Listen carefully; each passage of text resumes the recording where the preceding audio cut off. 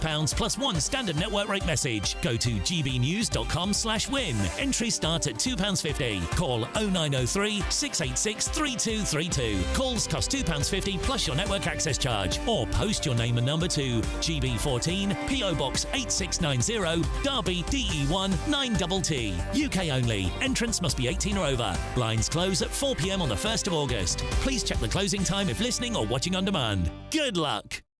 Westminster's full of talk, but out here, it's the real world. Am I allowed to talk now? No, that's it. This is where it matters, real people and real lives. That's what politics is all about. The fact is Trump made a good start, no. Straight answers, no spin, and just a couple of pints. How many fingers have I got up? About 10. So join me for Lee Anderson's Real World every Friday at 7 p.m, only on GB News. The People's Channel, Britain's news channel. It's Patrick Christys tonight, and here we do things differently. It's explaining the absolute madness of this, doesn't it? It's explosive. I mean, this is very good. It's lively. 850. Your government sat there short and it did nothing. It's controversial. And the Middle East has been in turmoil since before I was born. It's everything you need to kickstart your evening. Everyone's had their Weetabix tonight. I love to see it. That's Patrick Christys tonight, weeknights from 9 p.m. Only on GB News, the People's Channel, Britain's news channel. Hi, I'm Michelle Dewbs, and my show is your opportunity to cut through all the noise and dive in headfirst to some robust debates. Ideas clash. Situation, isn't it? No, because the failure is you're deliberately avoiding my point. Nothing's held back. And if you think this is the end of it, wait for more. And we do not shy away from the difficult stuff. Sometimes I want to shake people and say, if only you understood. So join me on Dewbs & Co. weeknights at 6 p.m, only on GB News, Britain's news channel. Good Afternoon Britain isn't just about us. The wonderful thing about this programme is it's about everyone watching. It's an interactive programme. Well, there absolutely is something to see here, and we're going to be talking about it more. Whether it's breaking royal news, Please bring us up to date. or indeed a particularly punchy speech in the House of Commons, Very, very curious. we bring it to you live, and then we bring you live reaction as well.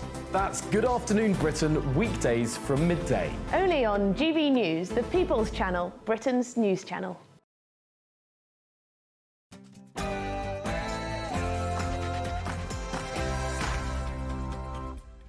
It's Saturday night, and this, of course, is the Saturday 5, the UK's biggest Saturday night TV show. I'm Alex Armstrong, along with Will Kingston, Dr. Renee, Trey Lowe and Kai Wilshaw. Tonight on the show... It's time to boycott the world's wokest steakhouse. A new twist on two-tier justice. A child going to your school might be one of the only British kids there, and saying that makes you the problem. Reform have shot themselves in the foot. And Labour will win the next general election.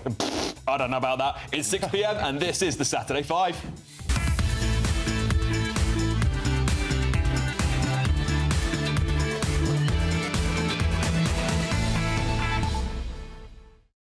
Welcome to the Saturday 5, everybody. It's great to be back, isn't it, everyone? It's great fun. Yeah, really good.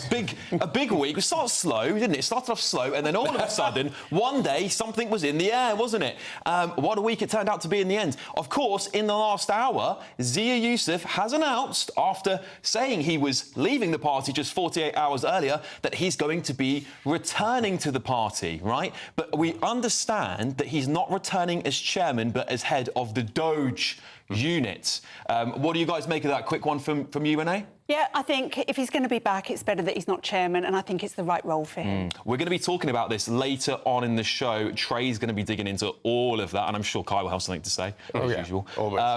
Anyway, and in other news this week, a study's found that fat jabs are, and I quote, substantially increasing the average penis size. Oh, you beauty. This recent study found the UK to be the 8th on the list of fastest growing penises in the world. 8th? In recent times, at least.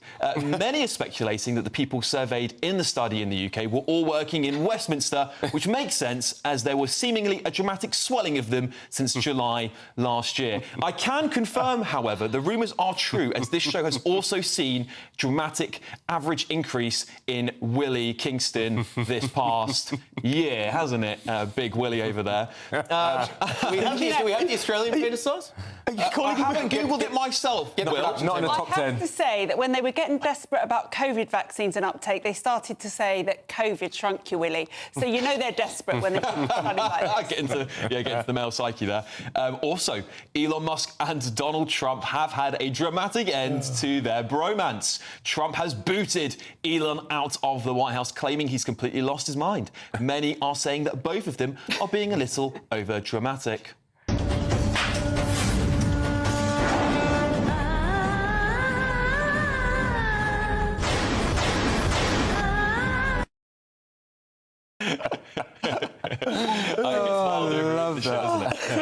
In response, the Tesla billionaire has claimed that Trump should be impeached as he was included in the Epstein files. Concerns are now growing that Musk is readying his Tesla robots for war with Trump.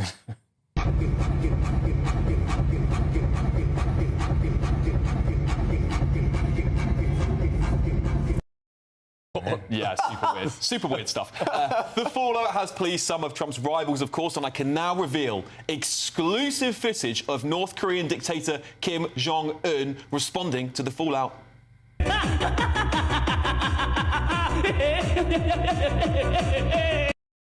Of course, it wouldn't be a Saturday 5 intro without Meghan and Harry, or M&H, as they prefer to be called.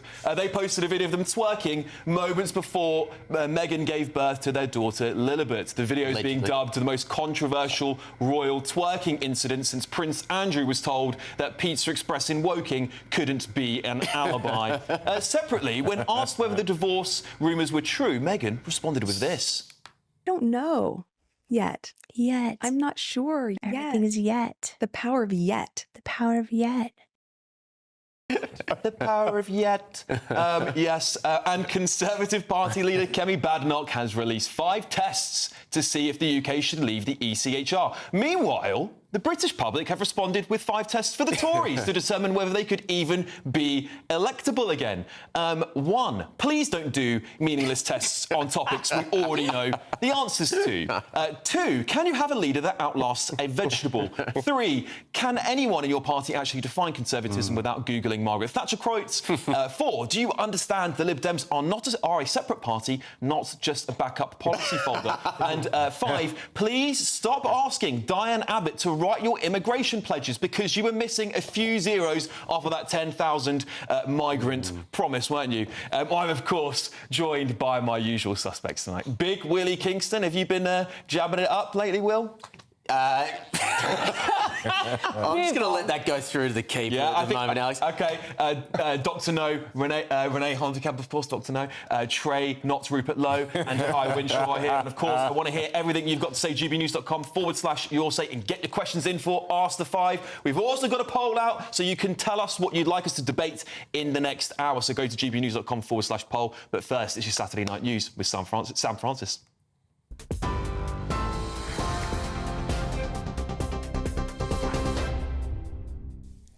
Very good evening to you from the newsroom. The top story tonight, just 48 hours after resigning as Reform UK chairman, Zia Youssef is back, calling his decision to quit a mistake, he says, born of exhaustion.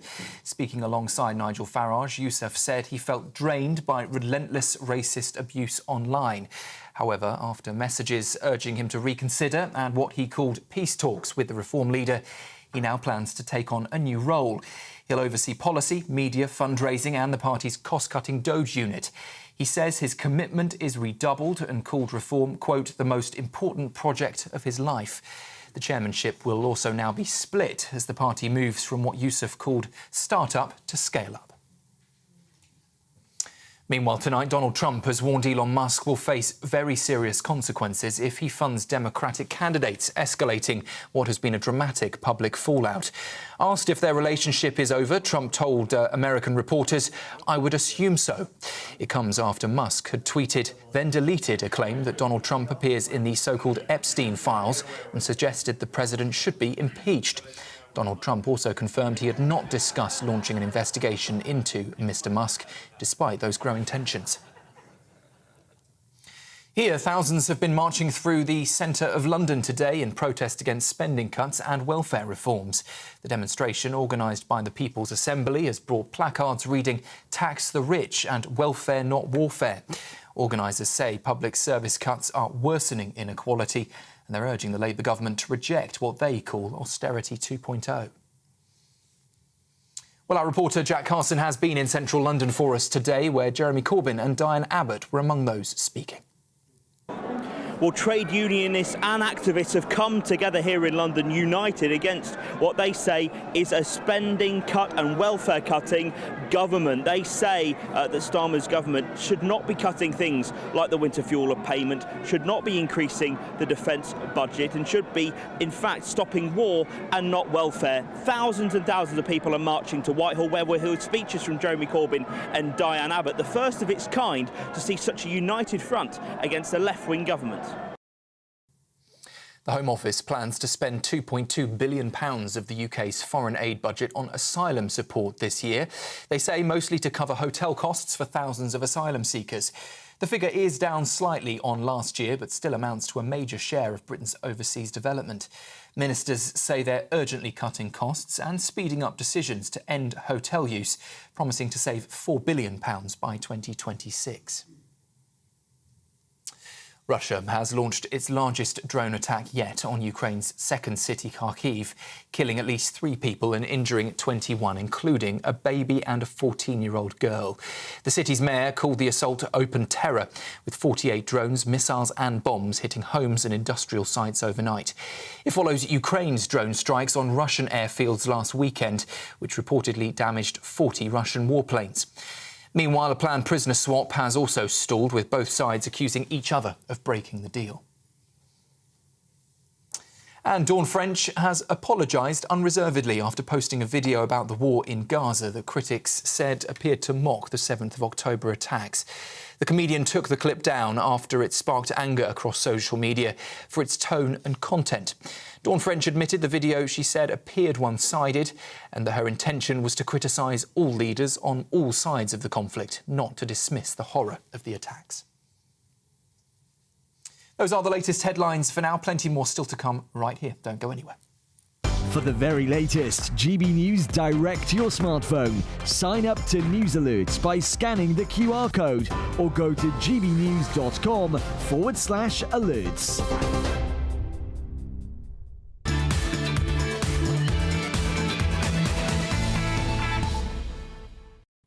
Yes, it's Saturday night and you're with the Saturday 5. Over the next 3 hours, the biggest debates, hottest topics and entertaining interviews. Let's crack on with tonight's first debate, though. And, of course, I love abusing the position of chair on the show, so I'm going to kick us off. There is not a single white British child in 72 schools across England. In 454 schools, white British children make up less than 2% of the student body. White British children are also now a minority in 1 in 4 schools. That is data from the Department of Education reported by The Telegraph today. I strongly believe this is indirect social engineering on a national scale. Tell me this. How does any country expect assimilation, let alone a shared culture, when thousands of children grow up in classrooms where white British identity is the exception, not the norm? Will there be a White History Month to help with these minority children to feel included? Will there be DEI initiatives to give them a leg up? Of course not. They're the wrong kind of minority, aren't they? And yet it seems if you even dare to raise these questions, the government now might label you as a potential terrorist. That's not hyperbole. That is the Home Office's own Prevent programme, including what they are dubbing cultural nationalism as a red flag for radicalisation. If you believe that Western culture is under threat from mass migration, or think that some groups aren't integrating, that alone might get you flagged for de-radicalisation. So let's be absolutely clear. Mass migration is driving down wages, jacking up housing demand, crushing the NHS and putting enormous pressure on public services. Not forgetting costing the taxpayer tens of billions of pounds. And after all of that flagellation, we're told we can't discuss the failure of some to integrate. Further fueling division, isn't it? Riots and resentment. The kind we've seen erupting in cities across Europe, even here in the UK. In my strong opinion, what's happening is not accidental, it's ideological. Our own government-funded institutions are treating British identity as a threat, all while they continue to flood the country with people from foreign areas, some of whom hate our way of life, who may even then go on to live in ghettoised areas detached from British culture entirely. It seems to me that what our governments really want is obedience and your silence, and they are pushing this country to the utter brink. Will, I'll come to you first on this. As a migrant, I think it's only fair. Do you think that we should be concerned that white children are becoming minority in schools up and down parts of the country? Yes, we should. You said this was a form of indirect social engineering there. It's not. It's a form of very direct social engineering. Now, is there a problem in and of itself with not having white skin? Of course there's not. But so often, ethnicity is correlated with culture. And the very clear correlation that you can see here is that the cultural makeup of this country and the cultural makeup of schools is being diluted beyond measure. And the end outcome of that is, of course, you're going to see a dilution of what it means to be British and a dilution of the values that the people of this country traditionally have loved so much. Yeah, Kai, I'll come to you on this. I suspect you'll disagree with me, but I strongly believe that you cannot have assimilation into the country if the white identity, particularly when kids are growing up in schools, is completely missing. I'm not sure if you're talking about, white identity or British identity. White British, let me clarify. Or whether your problem is... OK, hang on, let me clarify. White British identity. And is your problem with minorities not sort of assimilating, or is it a problem with ghettoisation? Or assimilation. Or is it a problem with them really existing? Because actually, you said that white people are sort of the wrong kind of minority, but that is what you're saying about vast swathes of people across the UK who are British, happen not to be white, and you're lumping them in with essentially sort of small boats crossings and all of that. You're muddying the waters, and it doesn't serve anyone. Let's have a conversation about integration and about diversity, how that can work, but don't lump people in the same boat. Let me just ask you this very quick, because I'd like to bring Trey into this argument as well. If you went to, let's say, Pakistan, and there was an entire area where only 2% of the children in schools there were Pakistanis from that ethnicity of the country. Do you think that all the other, let's say they were all white kids there, are going to integrate well into Pakistani culture? No, but let me say that stat is wrong, and I think ghettoisation is a stat from the Department of Education. As in, it's wrong that is the case. There needs to be better integration. I agree. It's almost like, imagine all of those kids were like me. Go to the pub with everyone else, into British culture like everyone else. It's a distinction. It's almost like, can you not be black and be British? No, imagine. That's utter gaslighting. No, but do you know what I mean? No, I mean it like this, almost like, imagine those kids like West Indian kids, Nigerian kids, British born though, right? Is it the skin colour of those kids? Because is there assumption that they're not assimilated? OK, let's change it. I'm trying to understand it a little bit. Let's flip it around. Let's go to the... It's great to have these conversations. In Whitechapel, where I trained as a doctor, where there are schools there that do not have English on their signs outside the school because of the cohort that they're serving, which is mainly Pakistani, Bangladeshi. Now, imagine I put my daughter in there. Would she fit in? Would she be accepted even? But that's a language issue. We're talking about white British. Well, OK, actually, let me challenge you that let me challenge you on that, Trey, because I agree with Renee, it's not. It's the reason why the language is a foreign language there is because the parents can't speak English. And then how do you expect those kids to integrate when their school is in an Arabic? No, so I agree on that. So if you said it's that, their first language is in English, it's different. But you're saying that white kids without knowing, well, what is that 98%? OK, can I just expand what is the 98% made up of? Can I just expand it? Kids like me who speak English, whose culture's English, who would fight and die for this country. They don't want you... Hang on. Can I speak? Go on. Yeah, go for it. Oh, thanks. What if all of the girls in that school were wearing headscarves? How would that make my daughter feel? Is that the case, though? Yes. Are they wearing headscarves, Yes. though, is what I'm saying?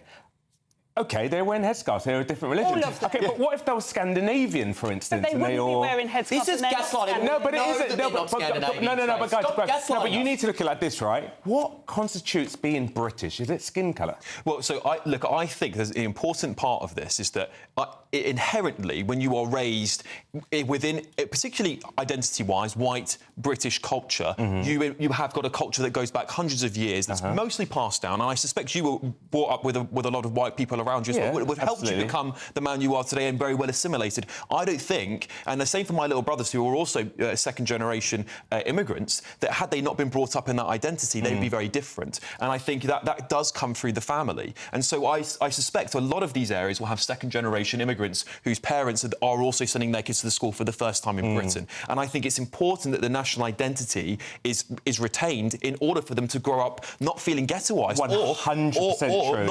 not feeling that they are detached from British culture. But bear in mind, there also was a white flight from East London into Essex. So people actually left these areas. That's true. Which made those areas one demographic. We have to think about it. It's almost like there's this open, we want to assimilate with these black and brown people. The case was people are actually leaving and moving them away. And now the cause is they formed ghettos. They didn't necessarily want to form those ghettos. Exactly. People didn't want to live with them. Yeah. So there's a lot of nuance to this, you know? But it is a great debate because it's one about identity and culture. But it makes me think, as a black British person, what makes you British? Is it my skin colour?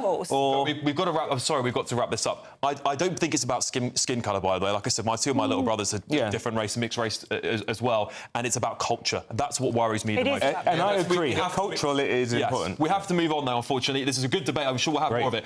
We're counting down to your best summer so far with a £321,000 in tax-free cash giveaway to be won. Wow. That's a lot of money. It's the biggest cash Great British giveaway to date, and it could all be yours. Here's all the details you're going to need.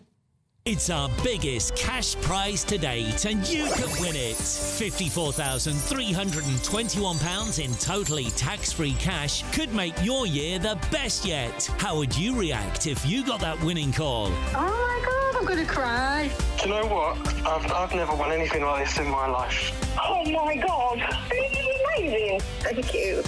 You weren't expecting to get that call today, were you? No, I wasn't. £54,321 could make you our biggest cash winner to date. For a chance to win £54,321 cash, text cash to 63225. One entry costs £2.50 plus one standard network rate message. Or text bonus to 63225. 5 entries cost £5 plus one standard network rate message. Go to gbnews.com/win. Entries start at £2.50. Call 0903 686 3232. Calls cost £2.50 plus your network access charge. Or post your name and number to GB14 PO Box 8690 Derby DE1 9TT.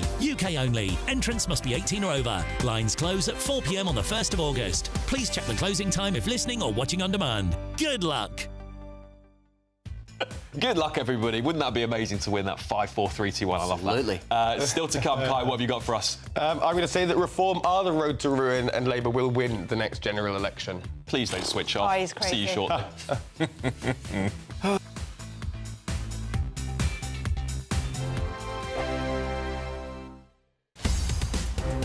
In the GB Newsroom, we bring you the news as it happens. With our team of dedicated journalists across the UK, we're ready to keep you up to date with what's happening every half an hour, every single day.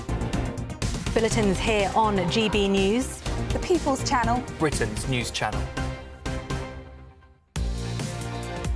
Mornings don't have to be tiresome, especially if you have the right company. Wake up to news as it happens, opinion and debate, and of course, a little bit of entertainment too. Because when the kettle's on, we're on. That's Breakfast on GB News, a show worth waking up for. Every morning from 6 a.m. Only on the People's Channel, Britain's news channel. We'll spread the news, you spread the word.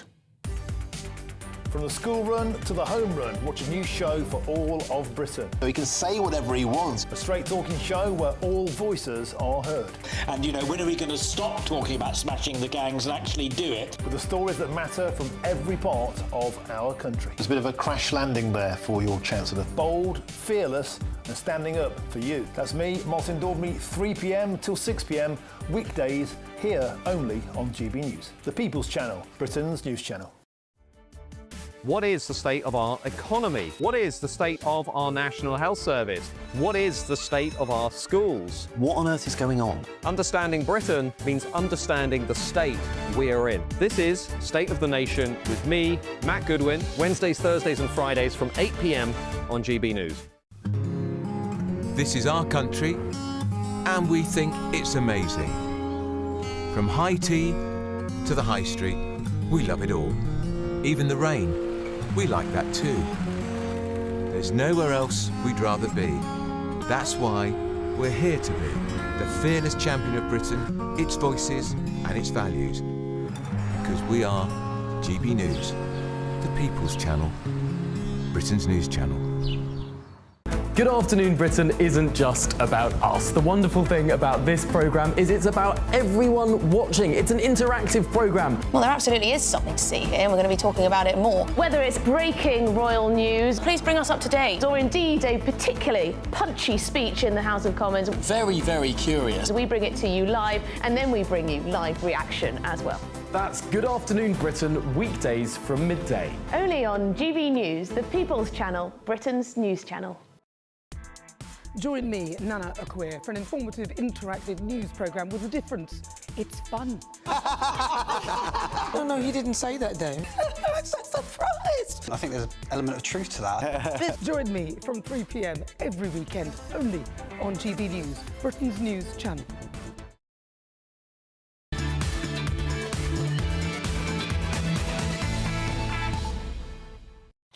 Welcome back to the Saturday 5, everybody. Please get in touch. We love hearing your comments on this show. We read out probably more than any other show. I think we do. I'm going to say we do. gbnews.com/yoursay. Let me just read a couple out here. We were pointing in our little tease before 6 p.m. there. I don't know if you noticed that Kai has a little thing on his neck. Some of you are speculating as to what it might be. And he's not a teenager. I was attacked by a beaver. Yeah, well, that's what Susan says. If it's a love bite, the culprit must have been a beaver. I mean, who else would have got that close to a lefty? I don't think it's beaver related somehow. Don't know. Jack says Saturday 5 question, which we'll do. Actually, do you know what? We're going to do that later because I thought it was a really good Saturday 5 question for us tonight. So I'll get some more in the next. Well, let's go back to the important news. Surely you improve your kissing technique over the age of 30 and you work out how not to do the love bite. Yeah. Let's talk about this, Kai. Let's get it out in the open. But it's deliberate, isn't it, Kai? Some people it's deliberate. But I didn't ask for it. I think you really didn't. Do we have a consent issue here? But no. I think we're fine. OK. Right, come on then. That's a good one. I don't think the audience is interested in hearing about Kai's love life somehow. They actively do not want to know. Now it's time for our next debate because he's about to talk a lot. Kai, what have you got for us? I'm saying that Reform are the road to ruin and Labour are going to win the next general election. Now, it's a two-horse race in 4 years' time. Yes, the Hamilton, Lark Hall and Stonehouse by-election took place this week. You can imagine the scene. Renee there with her popcorn, Alex there with his Pringles munching away, Will on his knees praying to the screen. They were hoping for a Labour bust-up, an implosion. They didn't get it. No. Labour trounced the SNP, and Reform did come in a modest third place, rising up the ranks in the last few years. But doesn't this expose what is blindingly obvious to anybody who's followed politics for more than a few seconds? There is plenty of time in the next 4 years for Labour to race ahead, and the reports of their death are greatly exaggerated. But what else does 4 years give us? Well, we saw again this week what 4 years give us. It's 4 years of total shambles with Reform. Things aren't going to improve under their governance of councils and mayoralties. Things aren't going to improve with their 4, 5, 4, who knows, MPs. It's amply demonstrated that we have 4 long years until the next general election, which Labour will win and Reform will go to ruin. We've just lost our entire audience, guys. I'm really sorry. I think they expect it from me, Alex. Yeah, they do. Look, I think this is utter pie in the sky, isn't it? Pie in the sky. I mean, look, if you look... I mean, Scotland is a very difficult place. And It's Scotland. And Reform came third. It's Scotland. And it wasn't Which is remarkable, to be fair. It is remarkable, Yeah. isn't it? Because it wasn't even like Reform were like on 15%. They were right up there, literally a few percent away from winning that by-election. So... I think, of course, critique of Reform is necessary, and I do think the party needs to do a little bit better at professionalising and keeping some of its own arguments behind closed doors. But I think you're going to get that. You get that in start-up companies when there's a lot of when there's not many people in the spotlight. You're going to hear more, and the spotlight is so heavy on a party for just 5 MPs. They're going to exaggerate everything. I mean, there was a Labour minister that resigned this week. I know it was for health conditions, but nobody spoke about it. Right? So this is the kind of pressure that Reform's under. It is. And also, the thing is, Kai, the thing is that, yes, I actually agree with you that if the Labour Party managed to put more money in people's pockets, to give more local services, to get crime under control, to sort the NHS out and sort our schools out, then yes, they might win next year. But they're not going to do that because they're about to give a big chunk of money to the NHS, more money into the black hole, by the way, and take more away from the police and councils. Things are going to get worse. People are not going to be richer. Growth is anaemic. Inflation is higher than the Bank of England's target, and we have never, ever, ever borrowed more money. It's dire. Trey, what do you make of it all? Yeah, no, I disagree. I think what Reform's actually achieved is great. I actually find politics quite exciting again. I think it's a good thing. I think it's wishful thinking to think they're just going to disappear into a black hole. I don't think they will. I don't think they will. I don't think they need to be underestimated. This was a very strong showing for them. But I also think that the Tories are nowhere. But in 4 years, there's plenty of time for Labour to get it back. OK, Will, final comment to you. Yeah, I suspect there's an uncomfortable truth here, particularly when it comes to the Zia Yusuf issue, and I think that there are differences of opinion around the approach towards Islam within that party. The fact of the matter is the base, 95% of them, I think, would say that Islam is not compatible with a Western liberal democracy. I think Zia Yusuf is going to make that positioning around Islam incredibly difficult for the party, and I think that is something which they are going to need to try and basically square the circle on before the next election. OK, right. Wrapping that one up, who of you would like to go next? It's going to be me. Oh, go on then, Doc. Woohoo! Hey. OK, so Bim Coley hasn't just had his life ruined, he's lost it. He's never going to walk his dog again. He's never going to walk through the park. He's never going to laugh with his loving family. He was savagely attacked by 2 feral kids, aged 12 and 14, as they hurled racial abuse at him. One of them filmed it, and for 7 minutes they attacked him and then left him for dead on the floor. He was 80 years old. I know what you're thinking. You're thinking, God, those wrong-uns are going to go to jail for a long time. But no. One of them is going to spend 7 years in a nice youth offenders unit, and he won't spend 7 years, will he? He'll be out before he's 20. And the other one, now 13, got nothing. Nothing, because her barrister argued that it might damage her mental health to get a custodial sentence, and the judge said that he understood a custodial sentence might ruin her life. You couldn't make it up. Ruin her life. I don't care about her life at all. I'm sorry, I've raised a boy to adulthood, and I know at 12 years old he would not have been roaming the streets at midnight on his own, neither would he have been capable of killing someone. Then I think of the daughter, the 12-year-old daughter of Lucy Connolly, whose life has been ruined by her mother being ripped away from her for writing hurty words on a social media platform. What has happened to this country that we are prepared to destroy families for tweets, but we're not prepared to put people who kill elderly people in prison? We have just said to children that if you're feeling a bit bored on the streets, you feral youngsters, you can kill old people and it doesn't matter. Yeah, I now think about criminal justice in this country under a new metric, Lucy Connolly's. So this was about 2 3/4 Lucy Connolly's, maybe 3. My maths isn't great. Was this really only 3 times as bad as a tweet? Obviously not. There is something so criminally wrong, excuse the pun, with how we're looking at sentencing in this country. Yeah, I could not agree more with both of you. It feels undeniable at this point when we see things like what the Sentencing Council were trying to do, which was clearly, in my opinion, racist. It was quite racist, wasn't it? It was thinly guised, but it was quite racist.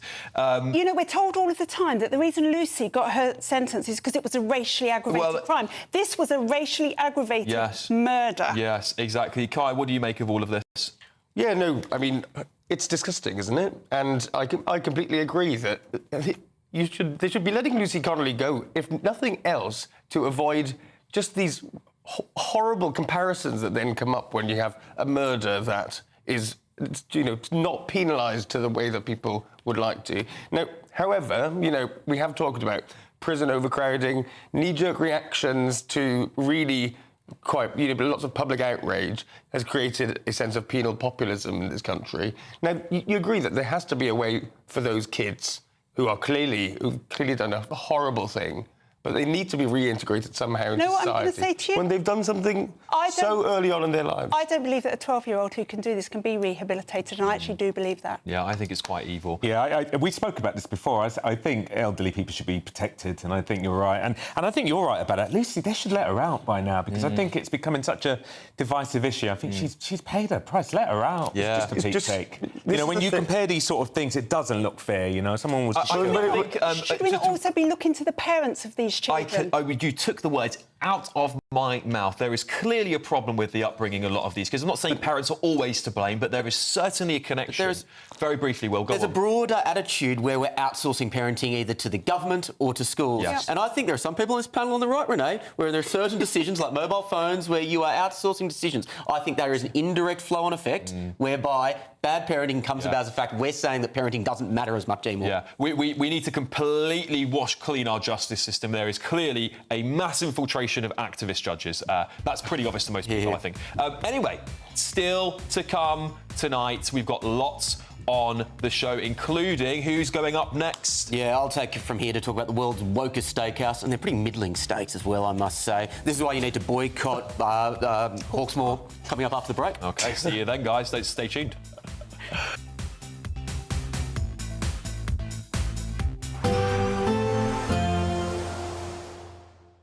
Ready to soak up that holiday sunshine? Won't we need some cover? No worries. All sorted. All Clear Travel Insurance sponsors GB News travel destinations forecast.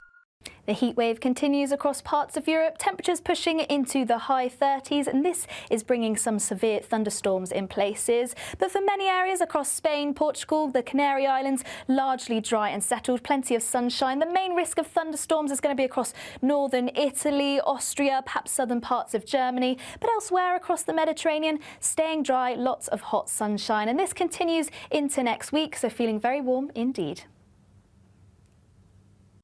All Clear Travel Insurance sponsors GB News travel destinations forecast.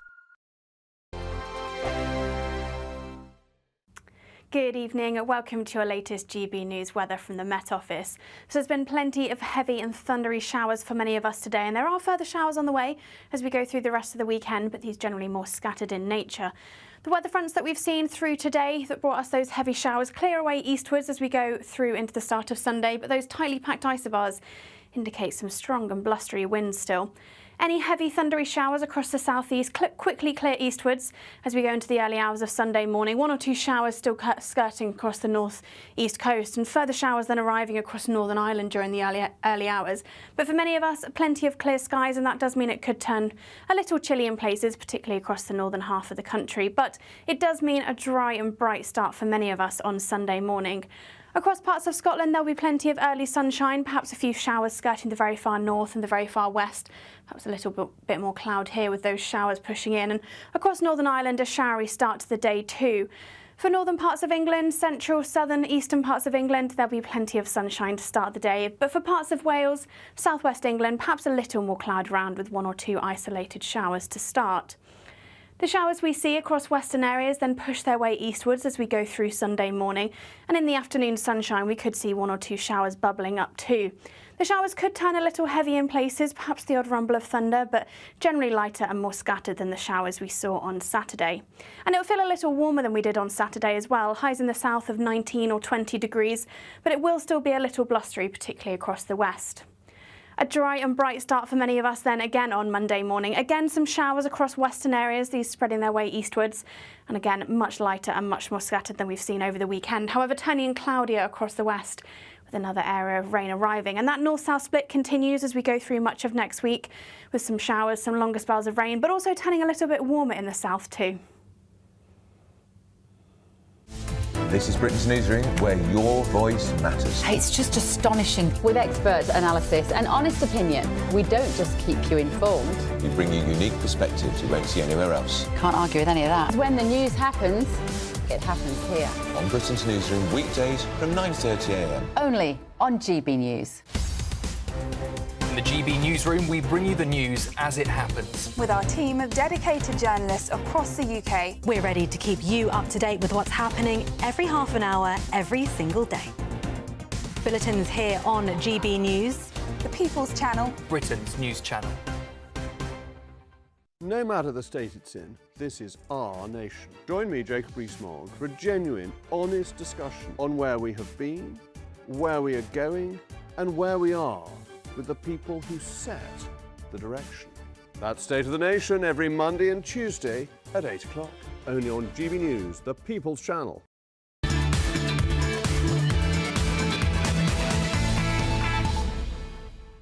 Some of the comments you guys are putting into your state tonight have got the panel in hysterics. I will say that. Welcome back to the Saturday 5. If you do want to get your views across to us, we read them on this show. We really do. gbnews.com/your say. While you're at it, I'm collecting Ask the 5 questions. So that's a question you can ask the panel. We'll answer it for you. So get it in. Provide keep it clean, obviously, because I can't really think naughty out on air. Keep it clean, and we'll do it. Okay. So many good comments. Do I have anything here for you at the moment? We'll do it after the next break. How about Alex? I've had to get the wine out to cope with Kai from Kathleen. Sorry, Kathleen. Kathleen, there's a reason why we have beers in the third hour. It's just too much for us. Yeah. All right. Kai drives us to drink. Yeah. All right. Coming up next, I believe it's you, Willie Kingston. Yes, thank you, Alex. Now, ladies and gentlemen, I've always thought that the Hawksmoor restaurants are a bit overrated. I think the steaks are middling. I think the environments are a bit soulless. And unfortunately, they've succumbed to that peculiar habit that many mid to upper tier British restaurants succumb to, which is deciding to become a money-hungry chain. I think all of those reasons are pretty good reasons not to go, but let me give you one more. Tommy Robinson, recently released from prison, was sitting down with a few friends at one of the Hawksmoor restaurants the other day, celebrating, no doubt, being released. They were, by all accounts, well-mannered and polite, and they just finished their middling starters when this Johnny Pencil Pusher manager turned up and said this. Roll the clip. What was that? Your members of staff are uncomfortable serving? Yeah. Is it because of the colour of my skin? No. We have a duty. Is it because of the colour of this skin? To our members of staff. We like to look after our people, as I'm sure you can understand. Yes, the CEO has come out and said that this wasn't a political decision to eject Tommy Robinson and his friends from the restaurant. He said it as part of what I thought was a pretty B-grade attempt at crisis management, which Alex will read out in a moment. Now, this is obviously political. Being a popular restaurant in Soho, I've got no doubt that over recent years they would have dined everyone. They would have served everyone from drug dealers to murderers to white-collar criminals. I don't recall any of those people being thrown out of the restaurant. But because Tommy Robinson is associated with the inverted commas far right, and because they have, to use that sort of language that the left loves to use these days, a duty of care for the safety of their patrons and their employees, they saw fit to get rid of him. I'm done. Yeah. I'm done. I'm traditionally a classical liberal type of guy than say that you should have speech that should back up, that should defend speech. In this instance, we need to boycott these guys or this will keep happening. Before we get to the panel, I've got to read out this right to reply from Hawksmoor Restaurant. So the restaurant has said this: our focus is always to give the best restaurant experience to the most people possible. A public figure was asked to leave because guests and staff felt uncomfortable and had complained. This was not about politics or beliefs. We want to welcome as many people as possible, regardless of background or views, to our teams or as our guests. Yes, I think that's a really interesting comment that you made at the end about you being a liberal, because me too, and I think no one should have thrown anyone out of that restaurant. But the argument I've been hearing today from the left is this: well, you know, you free speech people, this is a restaurant, they should be free, surely, to do what they want. But that actually is, you know, we can't talk about institutions being able to say what they want, because eventually some people could find themselves being unable to operate in society if nobody liked their views. Sorry, 1 second. They are allowed legally to do this, but at the same time, I think the problem here now is because of these politicisation of these things, if you go to that restaurant now, you are implicitly supporting those values. Yeah. That is the issue that we now face. Trey, what do you make of this? I just think, you know what I love about GB News more than anything? You can actually talk about this sort of stuff. Like, I don't agree with it. Well, if someone had an issue with him, go and speak to him. If I saw someone I didn't like, why is that guy? I'd go and speak. Oh, I heard you had this view or that view. Why are people not speaking to people? Why is it a case of, if that's the truth and someone complained about him, why? I can't imagine who would have to be sat next to me for me to be complaining and tell him to get out. Yeah, I'd go speak to him. Kai, what do you make of this? Would you have left too much? Will would chuck me out if he was sat next to me. No, look. Well, that's a public hygiene thing, if nothing else. You are a very curious kind of libertarian, Will, I do have to say. You know, you've heard lots of arguments, but not just that they're well within their rights, Renee, to chuck people out of the restaurant, but also they have an additional duty of care to customers, to their staff. And Tommy's true. And he's been convicted of abusive behaviour, common assault. This is not the kind of person that you could be super sure won't cause trouble. Especially when he's such a controversial figure. He could be in danger as well. Right. And the Hawksmen just don't want that. They're well within the right not to want that kind of horrible behaviour in their restaurant. You're just contradicting yourself. 2 minutes ago, you were talking to me about rehabilitation of a child that watched and kicked an old man to death. But now you're saying that because of something in Tommy's past, he should be banned because of their duty of care. Which is it? Do people get rehabilitated? Okay. Do they get a second chance? Yeah, all right, but we're talking about public life and being able to go about your business versus entering a private establishment, Renee. Those are two different things. OK, big stuff. We'll come to your comments on this on your side, because I'm really interested to hear what you guys at home make of that decision to kick out Tommy Robinson and his people from Hawksmoor Restaurant. So let us know what you think. Still to come tonight, Trey, what have you got for us? I have got... Have Reform shot themselves in the foot? And, you know, we've seen the moving stories happening today, and I can't wait to talk about that later. Yeah, it's going to be a big one. I'm going to read out a response from Nigel Farage for you coming up after the break.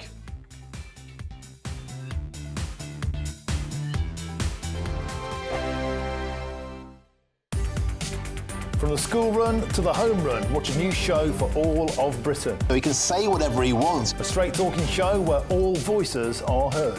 And, you know, when are we going to stop talking about smashing the gangs and actually do it? With the stories that matter from every part of our country. There's a bit of a crash landing there for your Chancellor. Bold, fearless and standing up for you. That's me, Martin Daubney, 3 p.m. till 6 p.m, weekdays, here only on GB News. The People's Channel, Britain's news channel.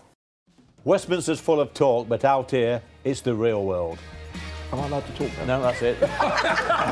This is where it matters, real people and real lives. That's what politics is all about. In fact, has Trump made a good start? No. Straight answers, no spin, and just a couple of pints. How many fingers have I got up? About 10. So join me for Lee Anderson's Real World every Friday at 7 p.m, only on GB News. The People's Channel, Britain's news channel.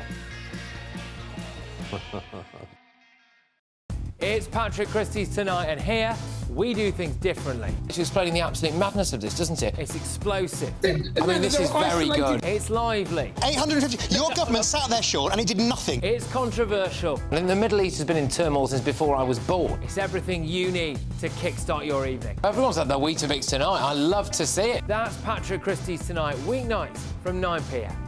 Only on GB News, the People's Channel, Britain's news channel. Hi, I'm Michelle Dewbs, and my show is your opportunity to cut through all the noise and dive in headfirst to some robust debates. Ideas clash. Situation, Because the failure is... You're deliberately avoiding my point. Nothing's held back. And if you think this is the end of it, wait for more. And we do not shy away from the difficult stuff. Sometimes I want to shake people and say, if only you understood. So join me on Dewbs & Co. weeknights at 6 p.m, only on GB News, Britain's news channel. Good Afternoon Britain isn't just about us. The wonderful thing about this programme is it's about everyone watching. It's an interactive programme. Well, there absolutely is something to see here, and we're going to be talking about it more. Whether it's breaking royal news, please bring us up to date, or indeed a particularly punchy speech in the House of Commons. Very, very curious. We bring it to you live, and then we bring you live reaction as well. That's Good Afternoon Britain, weekdays from midday. Only on GB News, the People's Channel, Britain's news channel. Mornings don't have to be tiresome, especially if you have the right company. Wake up to news as it happens, opinion and debate, and of course, a little bit of entertainment too. Because when the kettle's on, we're on. That's Breakfast on GB News, a show worth waking up for. Every morning from 6 a.m. Only on the People's Channel, Britain's news channel. We'll spread the news, you spread the word.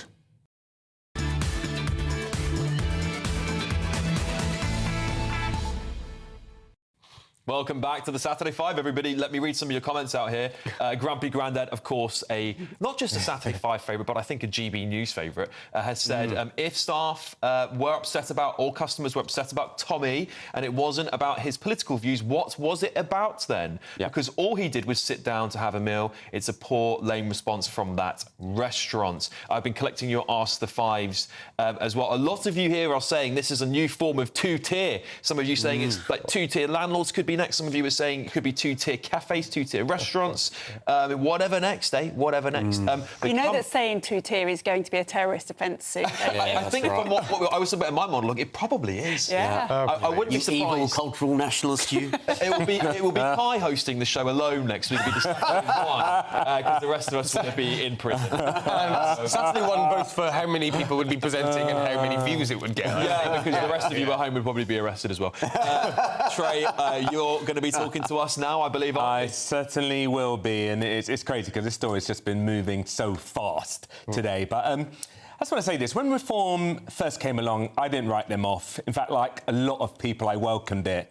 Because for the first time in a while, there's a sense that this could be a real alternative to this sort of cynical two-party system that we've had for ages, which I think has become a little bit complacent, right? People like Zia Youssef, were super instrumental in giving Reform that wider appeal.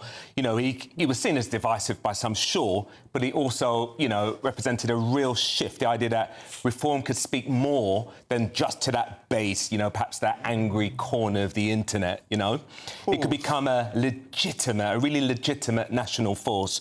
But what happens? A Reform MP stands up in Parliament and asks, when are we going to ban the burqa? And suddenly Youssef is gone, And then we hear again that he's actually back today. And I think it's a little bit sad because I actually want to see Reform become a real force because I think they're doing a lot of great things, But people like me, we don't want parties that are obsessed with sort of culture wars and bait and, on the left it's either about pronouns or on the right it's all about burqas. We actually want a government that represents the people, all of the people. And we want a government that talks about real issues that people care about, whether it's housing, whether it's about education, whether it's about law and order. And I'm actually glad that he's back because I think Reform needs to be here. They need to challenge the status quo, but they need to get their house in order and look like a proper, legitimate force of nature. Because if they don't, they're just going to continue to appeal to a small segment of the country and not the wide base that they need in order to be given a chance to govern. And I actually would welcome them having an actual chance to govern and see what happens and what changes, because I think as a country we need it. OK, on the back of that, Trey, I just want to read out Nigel Farage's response to Zia Youssef returning to Reform UK. He said on X, I'm delighted that Zia Youssef will head up Reform UK's Doge departments. He's not coming back as chairman, let's make sure we all know that. He will also assist the party with policy, fundraising and media appearances. Zia will continue to be an important part of the team we are building to fight and win the next general election. In the light of being a balanced programme, Rupert Lowe has responded as well. Underneath, he said, this is all objectively hilarious. Will, you're a man who's engaged with Rupert Lowe quite frequently, I believe, on X in some way or another. What do you make of Zia Youssef returning? And do you agree with Trey that he's needed in the party? No, I don't think he's needed. Trey, to your point, you want a party that will appeal to everyone. There's a right way of doing that and a wrong way. The right way is ignoring all of these nonsense identity groups that the left likes to put people into. And the wrong way is trying to appeal to all of the different identity groups individually, except, of course, if you're a white man, in which case they ignore you. Forget about the Muslim thing. Forget about black. Forget about, you know, gay, straight, you were the one that was whatever. talking about the schools earlier. This, to me, feels like a way to try... Am I getting a bit boring for you, Renee? Oh, no, that's all right. Go and, you know, go and have a little tweet away. Go, you know, do you want to put on a YouTube video while I'm chatting? Unbelievable. I've lost where I was now. What are you saying? I think this is a sad little insight that potentially identity politics is creeping into reform. Yeah. OK. Kai. I mean, would you be happy? You're happy with it? Zia Eustace back? If you were a reform voter, would you be happy with it? Yeah, I suppose so. I mean, I don't really care for internal politics, but clearly reform, just like all of the parties that came before it, are completely riven with internal drama, and they can't help themselves, can they? They need to professionalise. They know they need to professionalise. They need to focus on getting candidates, serious candidates, for councils, for the Welsh Senedd, for the Scottish Parliament, and they can't help but just fall out with everybody. It's a pattern. We've seen it again and again. It'll be their downfall. How many Labour MPs have had the whip taken away from them in under a year? Yeah, but how many have you lost? How many are there? Lots, Kai. 6 had their whip taken away with them in about a month. What's worse, I think, is 5 MPs, then 4 MPs, then 5 MPs, then the 5th falls out with the chairman. Come on, Renee, be real. I haven't had a say on this. What I think is happening here is this is a small party. It's a start-up party, right? It is so small, and the punch that it's making in British politics, as Trey, you were saying, is it's seismic. It's brilliant. It's quite exciting. It's interesting. It's making other parties have to set up and do something more. Look at the Tories. They've been forced to have at least talk about the East issue, even though they haven't committed to anything. They're talking about it thanks to reform. I don't think we'd be there if it weren't, even though they're coming up with these weird 5 tests. Labour is moving into Nigel Farage's battleground because they're losing out to it. So I think when you're the chairman of a party, and I don't care if it was Zia Youssef or anybody else, that pressure, particularly if you're not a politician, you're a businessman, and you're there just to get jobs done, of having all these people spotlight on you and put pressure on you is insane. And it's hard enough as it is. Elon Musk is experiencing exactly the same thing in America. Yeah. So I think we do need to be mindful of the pressure of politics. And let us not forget today, Kai, that we have seen the left, the true left of the Labour Party, marching on the streets of London because they no longer agree with what the Labour Party are doing. So let's pretend it's all rosy in Labour's garden. What I'll say before we go shortly, what I will say is this: if reform do want to be taken seriously, and I would also agree with you on this, Shane, they have got to get their house in order with these sorts of things, because it does make them look silly. And parties like the Tories and Labour will point the finger and go, they can't obviously organise a piss up in you know what. Excuse me, I shouldn't have said that word. Yeah, brewery is fine. Piss up's not. Apologies for everyone, but you know what I'm trying to say. I want them to do well, but they have to look more organised. And that's the problem. Like, look, listen, the way I relate to the Tories is this. I buried my brother whilst they were partying during COVID. On the other side of that, Tony Blair, which started that war, which led to a lot of the migrant crisis we've got. You do need another voice that might listen to the people more so. It's so important. But they've got to do it professionally. Absolutely. OK, right, guys, we've got so much more coming up for you on the show tonight. Big interview on cancellation. You're not wanting to go anywhere. We've got the Saturday scrap coming as well. Don't go anywhere.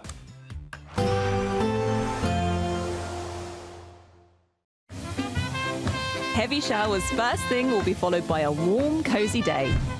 Boxed Boilers, sponsors of weather on GB News.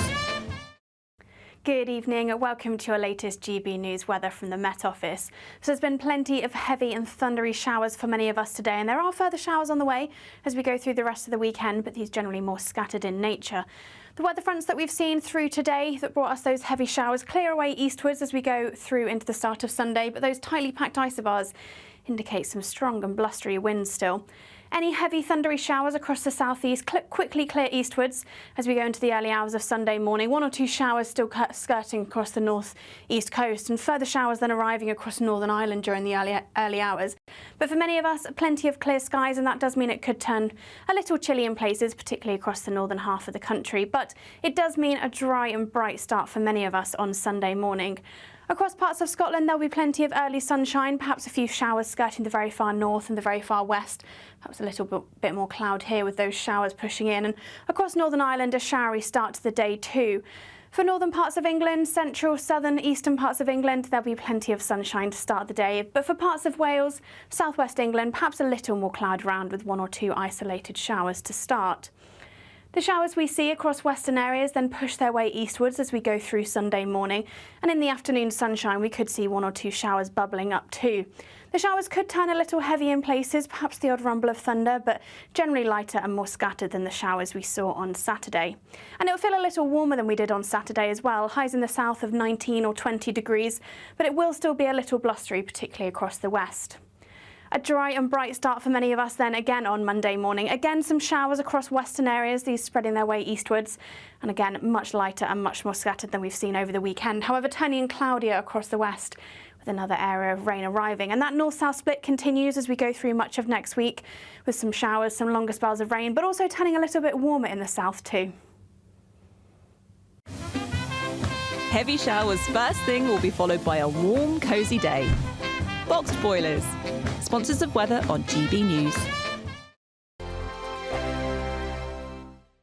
We're kick-starting summer with your chance to win our biggest cash prize to date, as there's an incredible £54,321 in tax-free cash to be won. What would you spend it on? A brand new car, the holiday of a lifetime, or just sit back, relax and remove some of those day-to-day financial stresses? For a chance to win £54,321 cash, text cash to 63225. One entry costs £2.50 plus 1 standard network rate message, or text bonus to 63225. 5 entries cost £5 plus 1 standard network rate message. Go to gbnews.com/win. Entries start at £2.50. Call 0903 686 3232. Calls cost £2.50 plus your network access charge. Or post your name and number to GB14 PO Box 8690 Derby DE1 9TT.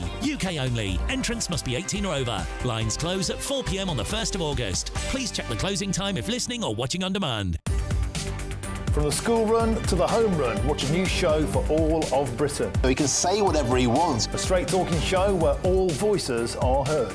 And, you know, when are we going to stop talking about smashing the gangs and actually do it? With the stories that matter from every part of our country. There's a bit of a crash landing there for your Chancellor. Bold, fearless and standing up for you. That's me, Martin Daubney, 3 p.m. till 6 p.m. weekdays here only on GB News. The People's Channel, Britain's news channel.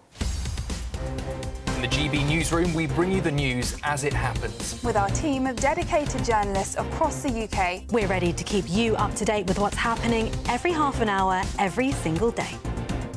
Bulletins here on GB News. The People's Channel, Britain's news channel. Mornings don't have to be tiresome, especially if you have the right company. Wake up to news as it happens, opinion and debate, and of course, a little bit of entertainment too. Because when the kettle's on, we're on. That's Breakfast on GB News, a show worth waking up for. Every morning from 6 a.m. Only on the People's Channel, Britain's news channel. We'll spread the news, you spread the word. Westminster, the ultimate clique. And you're fighting like rats in a sack. But here on the Camilla Tominey Show, we ask the questions the establishment media is too scared to ask. OK, let me ask you a straight question, because I know you're a straight-talking politician. Whether it's net zero, illegal immigration or law and order, nothing is off-limits. You had the power then. Yeah, as I and say, now you've lost it. That's the Camilla Tominey Show, a politics show that's fearless. But no, let me finish my question if you don't mind, because it is my show. Sundays at 9:30, only on GB News, the People's Channel, Britain's news channel.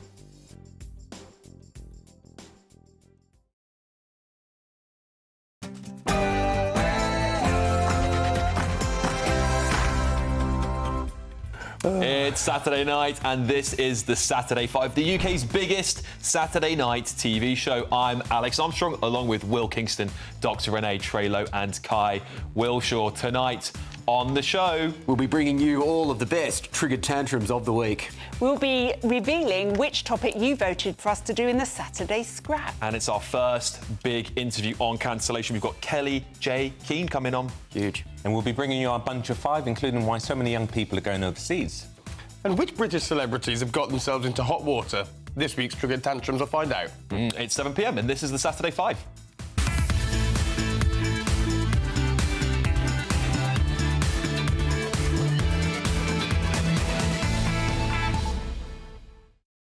Welcome to the Saturday 5. Plenty more to come for you this evening. A big interview we're going to be kicking off very soon with Kelly J. Keane. She has been taken off of TikTok. So is it another erosion of free speech in the UK? The bromance breakup of the century, President Trump and Elon Musk, a spat that has played itself out on X and Truth Social, Donald Trump's platform, and more young men are getting Botox, outspending women. There you go. That's the first, isn't it? And of course, our weekly triggered tantrums. We love that part of the show. It's always nuts every week how these videos keep coming. And of course, I love, and we all love, hearing your views. gbnews.com/your say. And while you're there, I'm collecting these as we go along. We've got Ask the 5. You can ask us any question. No topic is off limits. But before we start ripping each other up, it's just Saturday Night News with Sam Francis.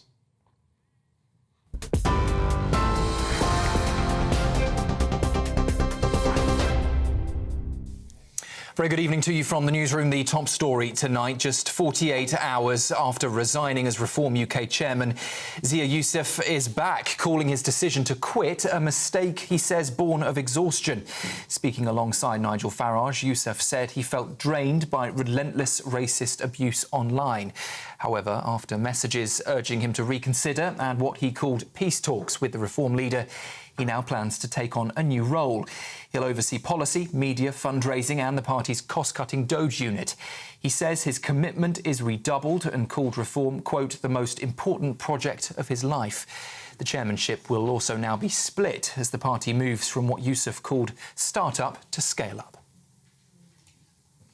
Meanwhile, tonight, Donald Trump has warned Elon Musk will face very serious consequences if he funds Democratic candidates, escalating what has been a dramatic public fallout. Asked if their relationship is over, Trump told American reporters, "I would assume so." It comes after Musk had tweeted, then deleted a claim that Donald Trump appears in the so-called Epstein files and suggested the president should be impeached. Donald Trump also confirmed he had not discussed launching an investigation into Mr. Musk, despite those growing tensions. Here, thousands have been marching through the centre of London today in protest against spending cuts and welfare reforms. The demonstration, organised by the People's Assembly, has brought placards reading "Tax the rich" and "Welfare not warfare." Organisers say public service cuts are worsening inequality, and they're urging the Labour government to reject what they call austerity 2.0. Well, our reporter Jack Carson has been in central London for us today, where Jeremy Corbyn and Diane Abbott were among those speaking. Well, trade unionists and activists have come together here in London, united against what they say is a spending cut and welfare cutting government. They say that Starmer's government should not be cutting things like the winter fuel payment, should not be increasing the defence budget, and should be, in fact, stopping war and not welfare. Thousands and thousands of people are marching to Whitehall, where we heard speeches from Jeremy Corbyn and Diane Abbott, the first of its kind to see such a united front against a left-wing government. The Home Office plans to spend £2.2 billion of the UK's foreign aid budget on asylum support this year. They say mostly to cover hotel costs for thousands of asylum seekers. The figure is down slightly on last year, but still amounts to a major share of Britain's overseas development. Ministers say they're urgently cutting costs and speeding up decisions to end hotel use, promising to save £4 billion by 2026. Russia has launched its largest drone attack yet on Ukraine's second city, Kharkiv, killing at least 3 people and injuring 21, including a baby and a 14-year-old girl. The city's mayor called the assault open terror, with 48 drones, missiles and bombs hitting homes and industrial sites overnight. It follows Ukraine's drone strikes on Russian airfields last weekend, which reportedly damaged 40 Russian warplanes. Meanwhile, a planned prisoner swap has also stalled, with both sides accusing each other of breaking the deal. And Dawn French has apologised unreservedly after posting a video about the war in Gaza that critics said appeared to mock the 7th of October attacks. The comedian took the clip down after it sparked anger across social media for its tone and content.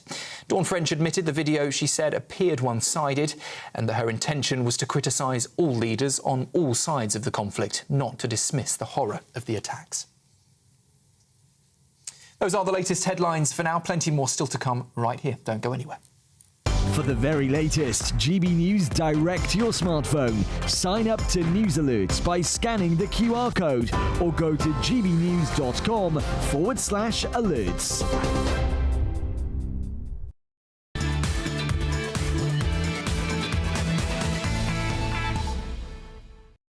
It's Saturday night and you're with the Saturday 5.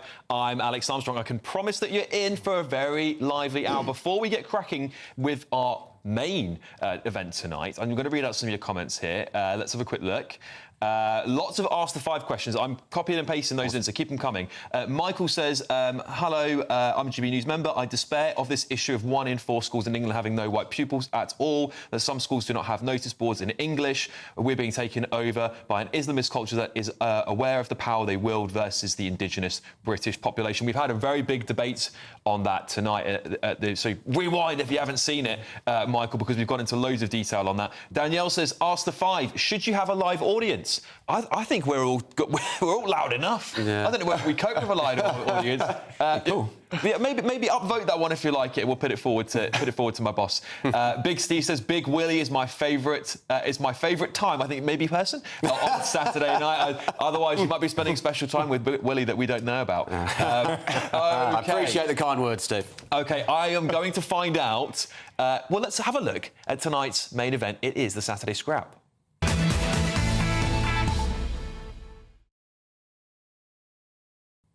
Right, you've been voting at home. We love this because you get to literally determine what we talk about here.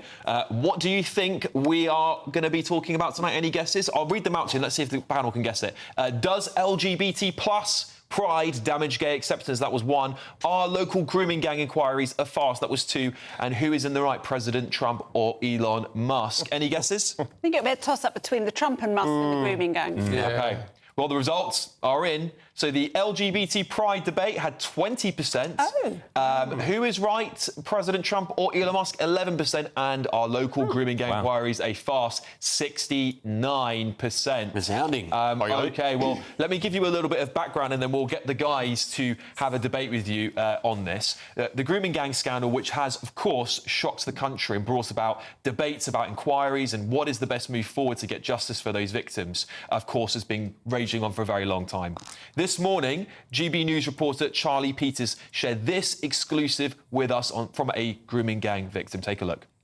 From 12 years old, I started to get groomed on the street. The first time that I was raped, he forced my trousers off me. I was fighting him, but I had no chance of keeping my trousers on. I was only little. They got me pregnant when I was 13. 1 of 5 men, it could be 6, is my son's father. I don't know who his father is. She claims that over 100 men abused her around Telford, but that the police failed to intervene.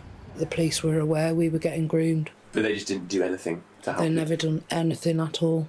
After seeing a report in a newspaper in 2018, Corinne reported her abuse to the police. It was about 3 girls, Lucy Lowe, Becky Watson and Vicky Round. Lucy Lowe was murdered. Becky Watson was killed in an unexplained car accident. Vicky Round died of a drugs overdose. All 3 had been groomed in Telford. Lucy and Becky were my friends. I realised that I was one of them girls as well. Some men were arrested after her reports, but she said that they soon started trying to get her to drop her allegations. I'll take it away, shall I, Alex? Yeah. I mean, I don't know how anyone can watch that and not realise we are still covering up one of the biggest scandals against the children in this country, being raped en masse and people in positions of power colluding to cover it up as if those girls were worthless rubbish. So Labour refuse to have a national inquiry. They keep referring to Baroness J and saying we've already done an inquiry. We haven't. That inquiry was not about this particular problem. It was about child abuse per se. It literally had a couple of pages on grooming gangs. Then they agreed that they would actually put some money, £7 million, I believe, behind 5 local inquiries. That's a nonsense, because let me tell you what a local inquiry cannot do. A local inquiry cannot compel witnesses to the stand to give their evidence under oath. It cannot look at themes that might be developing across the country. It cannot address national policy issues that might be involved, like should we deport these people once they are convicted. It cannot actually identify people who, at the time of these rapes, were working in positions of power and covering it up. I'm afraid there is going to be some police, chiefs through to constables. I'm afraid it's going to be social workers working on councils and still working with children. We need a national inquiry so that people are identified, prosecuted and, if needed, sent to prison. Girls are recognised and their trauma is recognised and compensated if necessary. And we make sure that it never, ever happens again. And actually, we stop it happening today, because let me tell you, this is still going on as we are broadcasting this programme. Look, towards the end of last year, a huge attention was... the spotlight was put on grooming gang victims. And, you know, it didn't come from any decision at that point by government. It didn't come from some development in these cases. It was whipped up into a frenzy, and now lots of people are more aware of it than before, but not aware of perhaps some of the efforts that were already in train, already being made across government to start to get to the bottom of this. Now, to spend so much money on the national inquiry before some of those processes are underway, because the Labour government have only had a few months to actually dust off some of the policy recommendations that were never picked up by the Conservative Party. If we could only have that time for those processes to go on and for the victims to get justice, we do not need to be forcing another inquiry. What we need to do is have cool heads and really deliver justice for the victims. That may lead to an inquiry, and that would be a good thing. The door is open to it.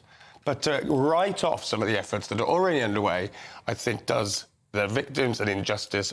More needs to be done, but that work is being done already behind the scenes. Should we now talk the real truth, Kai, and the painful truth, which is too many Labour MPs, unfortunately, are depending on their Muslim vote for their seat. So, therefore, having a national inquiry that might expose the predominant nature of this, which is that, in this case, most of the victims were young white girls. There were some Sikhs, actually, and there were actually some boys. And most of the perpetrators were Asian.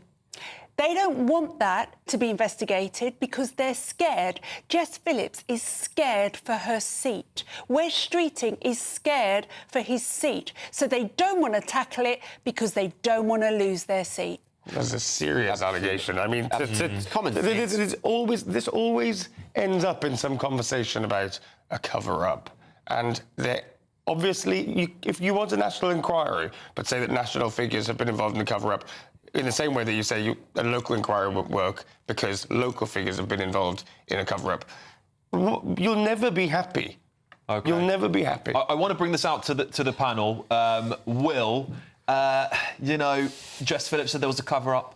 Labour already reneged on 2 of the J reports, despite what Kai's saying that they're getting on with the job. There's a lot of people who say they're not. Do you think the Labour Party can be trusted with this topic? No, they can't. There has been a cover-up. This is now widely accepted. This is beyond debate. And I think the really key point that Renee made there is that this is a national problem, so it needs a national inquiry. What, above and beyond the lack of teeth that a local inquiry has, what this will do is it will encourage people to basically find local problems, like this particular gang were bad eggs, or this particular particular area is particularly disadvantaged, as opposed to the harder questions which are national in scope, like immigration policy, like cultural fracture, but a local inquiry does not enable you to have those conversations. Very quickly, onto you as well, Trey. And many would say that a national inquiry is not appropriate at this time. It will take too long and the victims still wouldn't get the justice they're looking for, and actually local is the right way to go. Do you agree with those statements? I mean, when you think 1,400 girls in Rotherham alone, I think there should be a national inquiry. And at the same time, I get why there would be certain cultural sensitivities around that. But a cultural sensitivity shouldn't overrule justice being done. The rape of children. Yeah, rape of children. OK, pretty hardcore stuff here tonight. As always on the Saturday 5. Still to come tonight. Break the siege of the silence. You're never going to guess who's on that boat. Is that the trust me. Goblin's boat? It may very well be, Dr. Renee. This week's Triggered Tantrums. Plus, we'll be joined by activist Kelly J. Keane on the latest attempt to stifle her free speech. You're with the Saturday 5 live on GB News.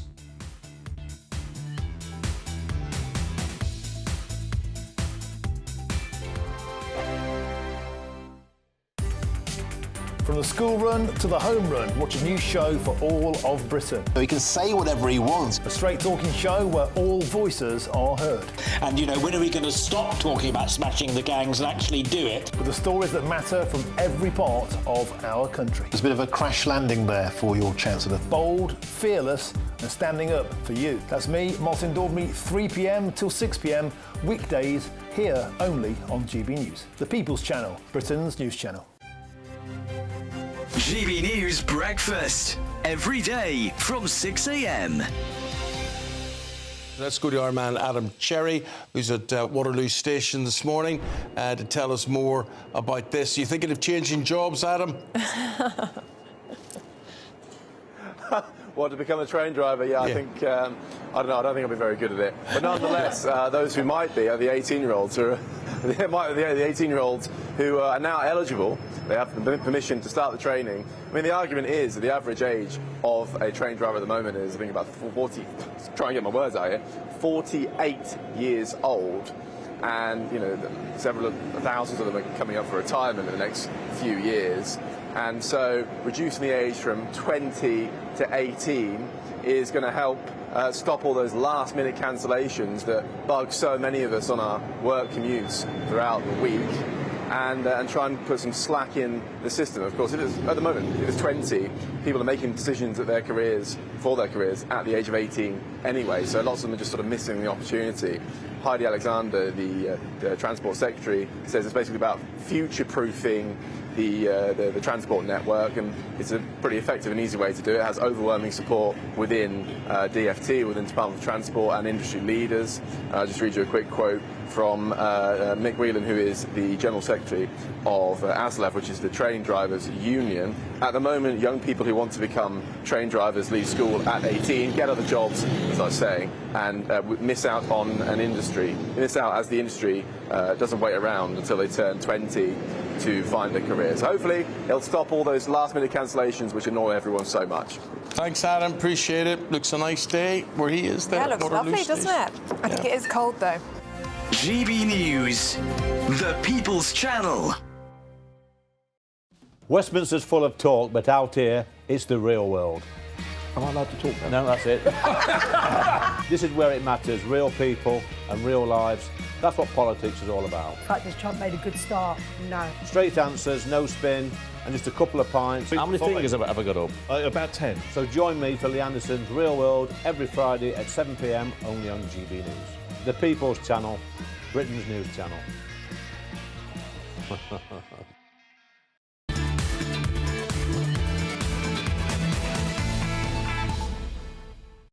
Welcome back to the Saturday 5. Really big topics being discussed tonight, as ever. We always love to have the difficult conversations on here on GB News, but this show in particular, we really do go into a lot of detail on them.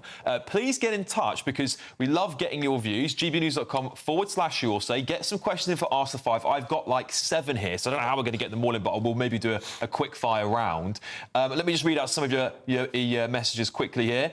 Labour, Joyce says, Labour do not want to address the Muslim component component to all of this. They are for it.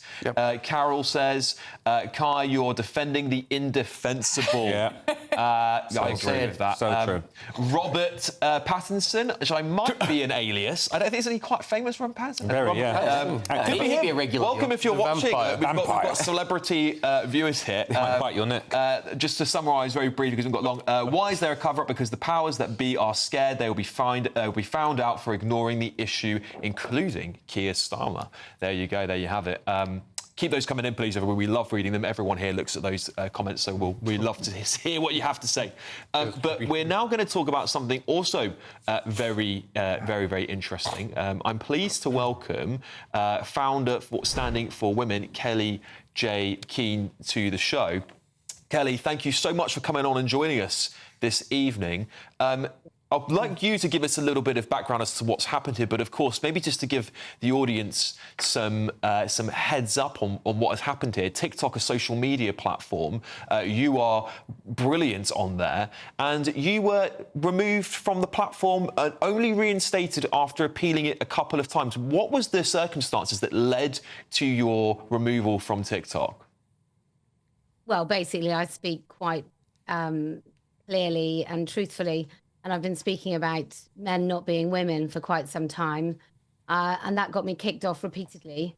And then this time round, it was a 7-second video where I say to 2 young women wearing a niqab, I say, free your faces. And I think that really tipped TikTok over the edge and said, channel down. Yeah, what is it about these platforms? I know, obviously, TikTok is famously dubbed being owned by China.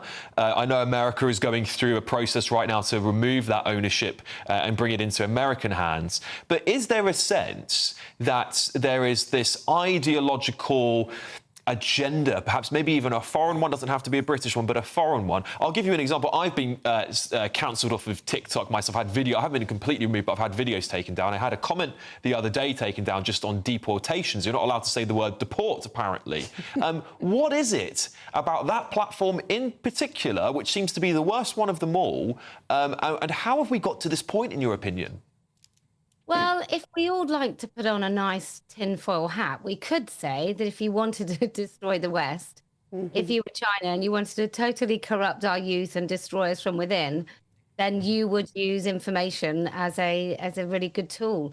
And it's incredibly persuasive. Our children spend far too much time on it. Adults are often persuaded by it as well.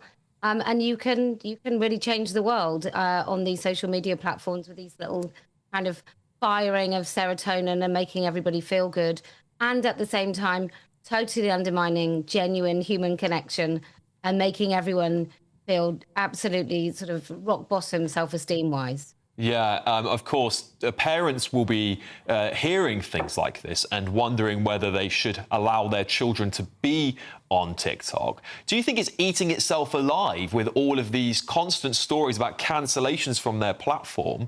And do you think we should ban it for children because clearly they're not getting a balanced opinion, are they? Yeah, I think it's really tough, isn't it? Because we all let our kids on these things. I'm 50, my children are my youngest is 16 now. But we allowed our children on these things, not really grasping the scope of the interference it would have on actual human behaviour. So I think now that we know, we should really start limiting it. I like Michaela School. I think they've got a really good idea that there's no phones in school. I think there are far more dangerous things online that we've been allowing children to access. Not necessarily saying that they should access it, but we know pornography is sort of in everybody's back pocket, and I think that is overwhelmingly harmful for society. But I think, look, if you've got small children, you have seen what's happened to sort of teenagers and kids in their early 20s who can't cope with anything that doesn't have a label and knowing whether or not they should agree with it. So I think you have a duty, really, that you don't allow your children to have these devices, certainly nothing in their hand, until they're 16, probably 18 would be nice, but 16 would be. Yeah, genie's sort of out the bottle, unfortunately. That's kind of my only worry, is how do you solve it now? It's so far gone. But I'd like to bring in my panel. Will, would we like to start with you? Yeah, hey Kelly, Will Kingston here. We would be doing our audience a disservice, I think, if we didn't ask you to zoom out for a second. More generally, on the topic of sex-based rights, which you are such a passionate advocate for, how do you assess the current state of affairs with respect to the rights of women following the Supreme Court judgment in the UK? Well, I think we've sort of we've lifted the stone and see how many creepy crawlies are underneath. So I think now people are acutely aware of just how embedded this ideology has become. I recently went and did Let Women Speak outside of the GMC, and then the next night, because they use language like cervix haver, menstruator, birthing person, and really erase the word woman. And then the very next night I was in A&E, and there was a little pregnant people sign. So I think we know just how far it's got. I think we'd need a really, really strong government, and I don't think we have one. So, but a really strong government, of which maybe we haven't seen in my lifetime, to actually just say, right, no, enough is enough. It's out. It's out of schools. None of this in any of our institutions, not the police, not the NHS, not education, certainly not in Parliament. I don't want to see a pride flag in the House of Lords, for example. So I just think it has to go. Renee? Hi, Kelly. I think really for people that don't know who are watching this, you really did get the phrase adult human female out there, and people can buy your T-shirts and things with it on. But I think what you've demonstrated tonight is that obviously you're being suppressed in terms of your free speech on social media platforms. But maybe some people don't know that you also face this when you do your Let Women Speak talks and get out there. You were bundled out of so many places, Australia, Will, being one of them. Can you talk a little bit to that and how people are trying to cancel you, not just on social media, but in real life? Goodness, yes. Well, social media-wise, I'm banned from Mumsnet. I was banned from Twitter for 4.5 years. Facebook took my pages down. I'm not allowed to sell on Facebook or Instagram. I don't have a TikTok shop, never been allowed a TikTok shop. I'm not allowed a Patreon. I'm not allowed to sign change.org petitions. Many things. I've had the police at my door for being untoward about paedophiles. I've been arrested for trying to speak in the street. I've been interviewed under caution on 3 occasions for tweets and things that I've said on social media. So it's been quite broad.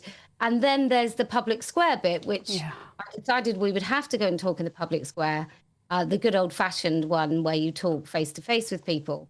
Because every time I tried to book an event, we would have to get security. There was always threats of it being cancelled. Often it would get cancelled. And then when we go and talk, we have to have quite a substantial police presence. I have close protection officers because I genuinely feared for my life in New Zealand when there was a mob of about 2,000 and the police were nowhere to be seen. And I genuinely thought I was going to be crushed to death. That if that sounds like I'm making it up, I ask people to go and have a look at my YouTube channel. Yeah, I've seen it. So, yeah, it's been vast. It's been quite extensive and unbelievable. And this is all because you've dared to say that men can't be women and that women are just adult human females. Insane. Yeah, that's essentially the entire message. I knew the word woman was really important right from the off. I knew that's if we lost that, everything else stems from it. So that's what I focused on all those years ago. I'd like to bring in our resident lefty here, Kai, for a bit of balance.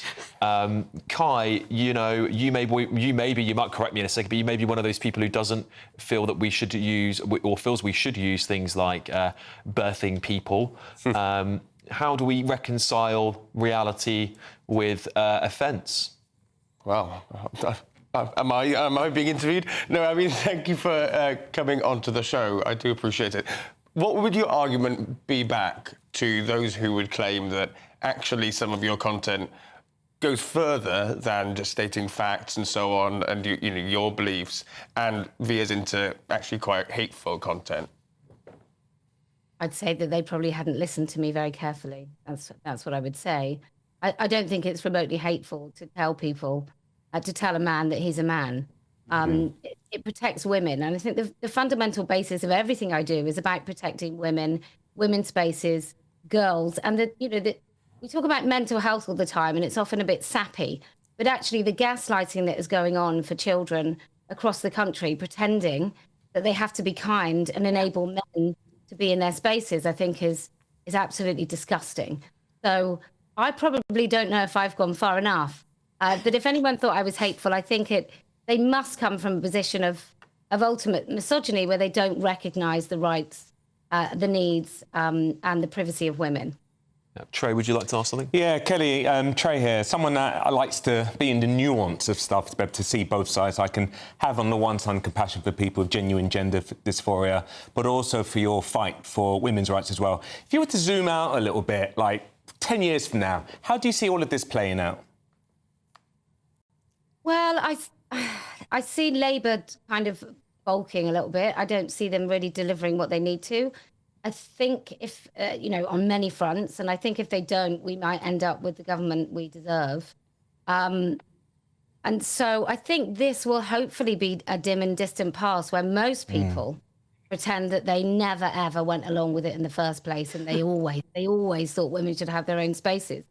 But it's going to take many more battles, and it doesn't need to. Trump had the executive order in the first sort of week or so of his administration, and that's what we need here. And it doesn't mean that it's in order to make anybody's life more difficult. It simply means that women should be afforded the right to a single-sex space. And, it's so everywhere. You've got men cross-dressing who are now scout leaders or guide leaders. Like, it's total insanity. Yeah. Kelly, before you go, thank you so much for coming on the show tonight, because this is absolutely fantastic to have you on and to hear all of this from you directly. 2 questions. Where can people find you if they want to learn more about you, and what are your goals moving forward? So you can find me at letwomenspeak.org, or you can find me Kelly J. Keane or the Posy Parker on all the platforms that I'm still allowed on. So YouTube, TikTok again, and Facebook. And going forward, I think a new fight reared its ugly head when I said that, and it sort of got shared 24 million times when I said to these women, free your faces. And then in the following week, coincidentally, I couldn't possibly say, but suddenly we're starting to talk about banning the burqa, and we're starting to think about what life is like for these women who have to exist behind the veil. So I'd like to think that women's rights are my business, and women's boundaries are my business. So I shall continue to do that. And obviously I have a political party called Party of Women. Yeah, Kelly J. Keane, what a legend. Thank you for coming on, founder for Standing for Women there. OK, moving on. Still to come tonight. Complicated. No, but nuanced. But, bottom line is no. It might be me having the tantrum if I have to watch that video again, unfortunately. But next, why getting angry is bad for your health. Who would have thought it? Talking of getting angry, things that make me angry, why is George Osborne so determined to give away the Elgin marbles? Shame. You're with the Saturday 5, live on GB News. Don't go anywhere.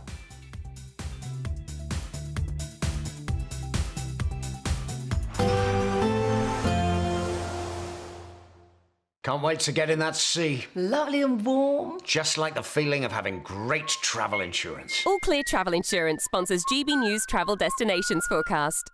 The heatwave continues across parts of Europe, temperatures pushing into the high 30s, and this is bringing some severe thunderstorms in places. But for many areas across Spain, Portugal, the Canary Islands, largely dry and settled, plenty of sunshine. The main risk of thunderstorms is going to be across northern Italy, Austria, perhaps southern parts of Germany, but elsewhere across the Mediterranean, staying dry, lots of hot sunshine. And this continues into next week, so feeling very warm indeed.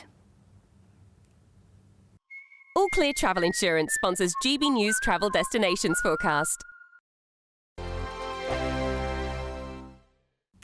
Good evening and welcome to your latest GB News weather from the Met Office.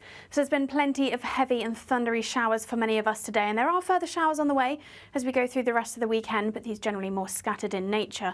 The weather fronts that we've seen through today that brought us those heavy showers clear away eastwards as we go through into the start of Sunday, but those tightly packed isobars indicate some strong and blustery winds still. Any heavy thundery showers across the southeast quickly clear eastwards as we go into the early hours of Sunday morning. 1 or 2 showers still skirting across the north-east coast, and further showers then arriving across Northern Ireland during the early hours. But for many of us, plenty of clear skies, and that does mean it could turn a little chilly in places, particularly across the northern half of the country. But it does mean a dry and bright start for many of us on Sunday morning. Across parts of Scotland, there'll be plenty of early sunshine, perhaps a few showers skirting the very far north and the very far west. Perhaps a little bit more cloud here with those showers pushing in. And across Northern Ireland, a showery start to the day too. For northern parts of England, central, southern, eastern parts of England, there'll be plenty of sunshine to start the day. But for parts of Wales, southwest England, perhaps a little more cloud around with 1 or 2 isolated showers to start. The showers we see across western areas then push their way eastwards as we go through Sunday morning, and in the afternoon sunshine we could see 1 or 2 showers bubbling up too. The showers could turn a little heavy in places, perhaps the odd rumble of thunder, but generally lighter and more scattered than the showers we saw on Saturday. And it'll feel a little warmer than we did on Saturday as well, highs in the south of 19 or 20 degrees, but it will still be a little blustery, particularly across the west. A dry and bright start for many of us then again on Monday morning. Again, some showers across western areas, these spreading their way eastwards. And again, much lighter and much more scattered than we've seen over the weekend. However, turning cloudier across the west with another area of rain arriving. And that north-south split continues as we go through much of next week with some showers, some longer spells of rain, but also turning a little bit warmer in the south too. It's Patrick Christys tonight, and here we do things differently. It's explaining the absolute madness of this, doesn't it? It's explosive. I mean, this is very good. It's lively. 850. Your government sat there, Sean, and it did nothing. It's controversial. And the Middle East has been in turmoil since before I was born. It's everything you need to kickstart your evening. Everyone's had their Weetabix tonight. I love to see it. That's Patrick Christys tonight, weeknights from 9 p.m. Only on GB News, the People's Channel, Britain's news channel. Welcome back to Britain's Newsroom with Andrew and Beth. Hello everyone, Patrick Christys here. I'm Michelle Duke, Britain's news channel.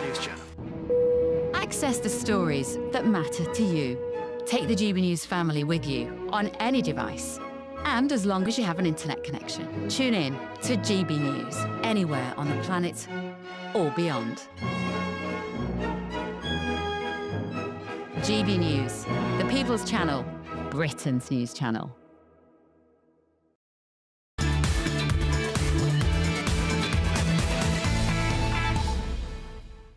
Welcome back to the Saturday 5. Please get in touch, gbnews.com/your say. I'm still getting loads of your questions for Ask the 5. We're going to have to do a quick fire round because you guys have been so good this week getting Ask the 5 questions in. Let me read some of your messages out quickly here. John McCarthy says, men are men. Keep out of women's spaces. Well said, Kelly. Loads of love and support for Kelly here. What else have we got here? I think this is Deb. Kelly J is a very intelligent woman and speaks a lot of sense. Nice one, KJ. Anyone else? Let's have a quick peek. Kai, you're an arrogant, offensive lefty. I get I'm offensive, but I like to think there's not that much arrogance in me. Fair enough. All right. Pretty arrogant comment. Modest too. Leslie says, well said, Kelly, thank you. I mean, look, you guys have got a lot of praise for Kelly. I think she's brilliant, isn't it? The stuff she's had to go through is quite, it's quite significant. What resilience, yeah? Right, now it's time for this.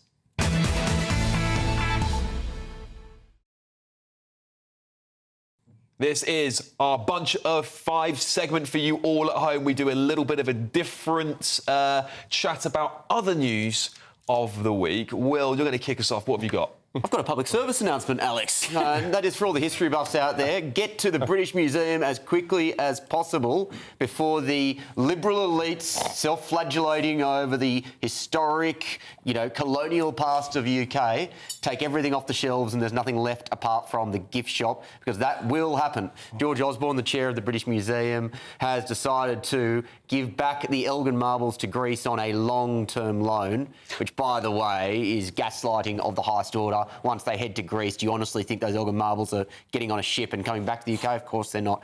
This is another sad reflection of the efforts that the elites in this country are willing to go to destroy the wonderful cultural heritage of this country. Do you know what really annoys me about this? And we'll go on to Renee in just a second because we've got massive amounts of time. But what really annoys me is that the taxpayer spent probably over the course of the time we've had them about between 30 and 40 million. So if Greece want them back, which I don't care about really, because if it was our stuff over there, I'd want it back.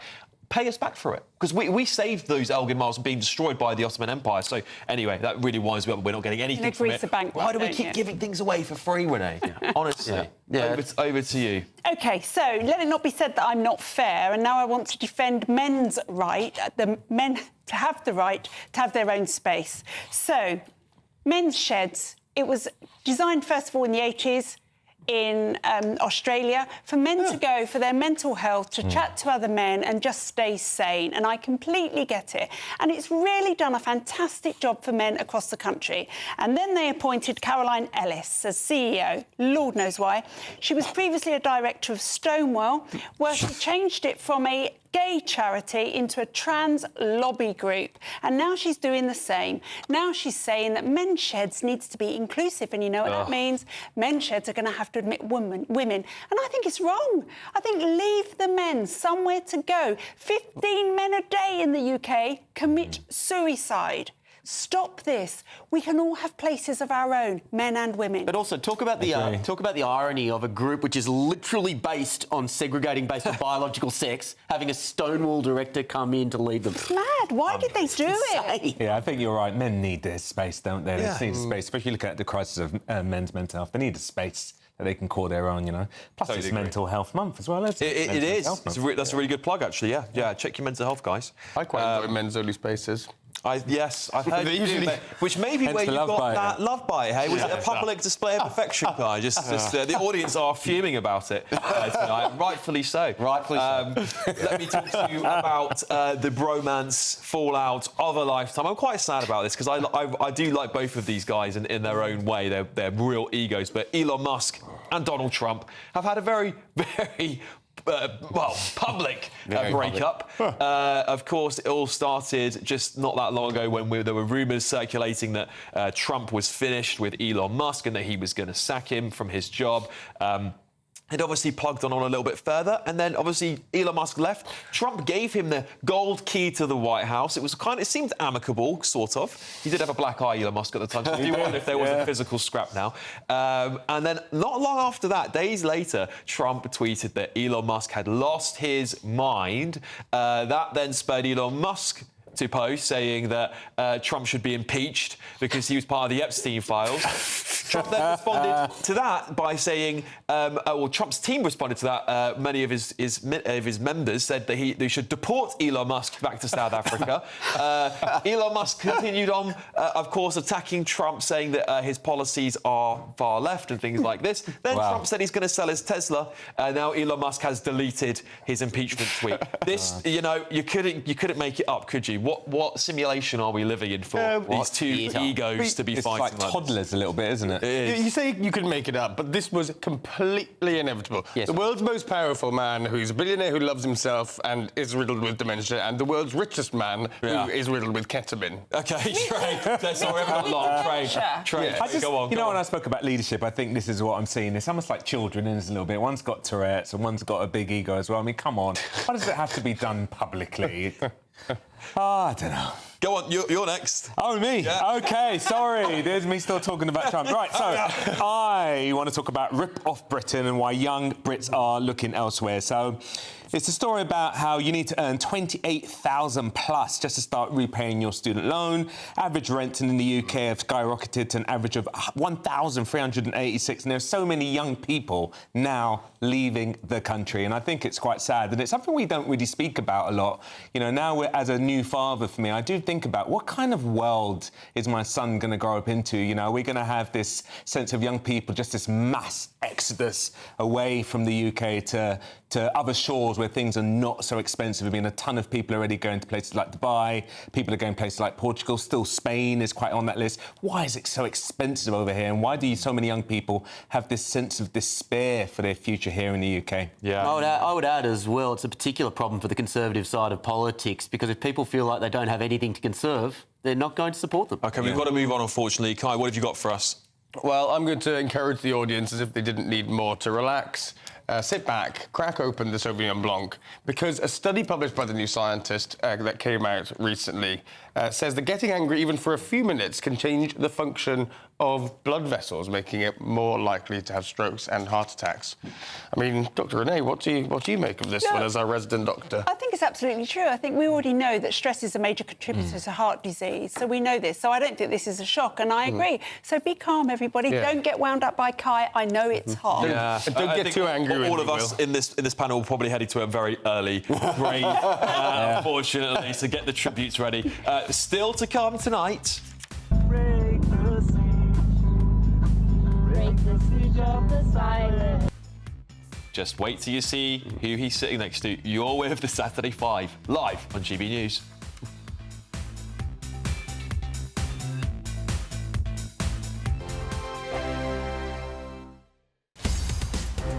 In the GB Newsroom, we bring you the news as it happens. With our team of dedicated journalists across the UK, we're ready to keep you up to date with what's happening every half an hour, every single day.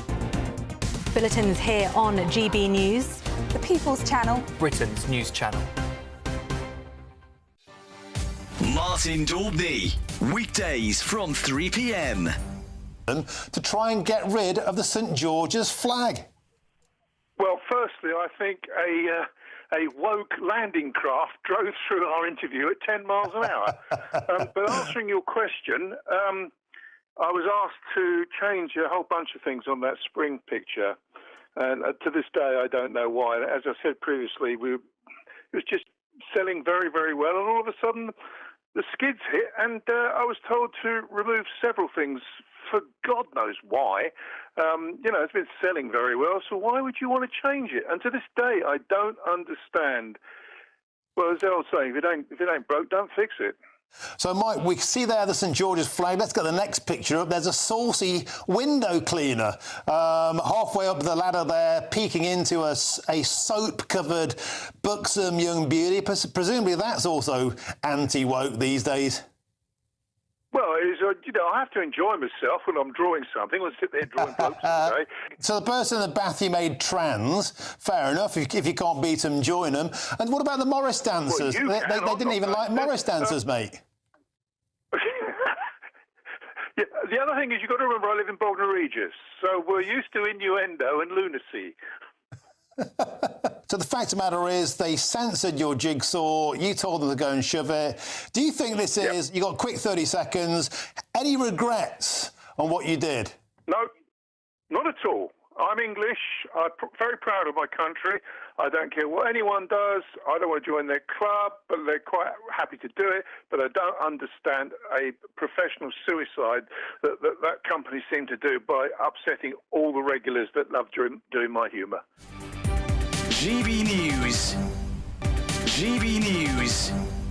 Westminster, the ultimate clique. And you're fighting like rats in a sack. But here on the Camilla Tominey Show, we ask the questions the establishment media is too scared to ask. OK, let me ask you a straight question, because I know you're a straight-talking politician. Whether it's net zero, illegal immigration or law and order, nothing is off-limits. You had the power then.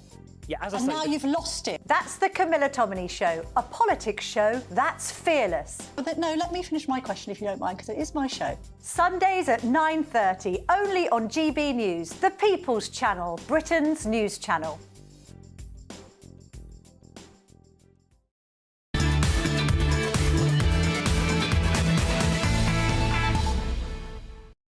Welcome back to the Saturday 5. It's the liveliest show tonight. It really is. We've been digging in some really deep topics, from free speech to grooming gangs to lack of representation of white people, white kids in schools. To hickeys. To hickeys.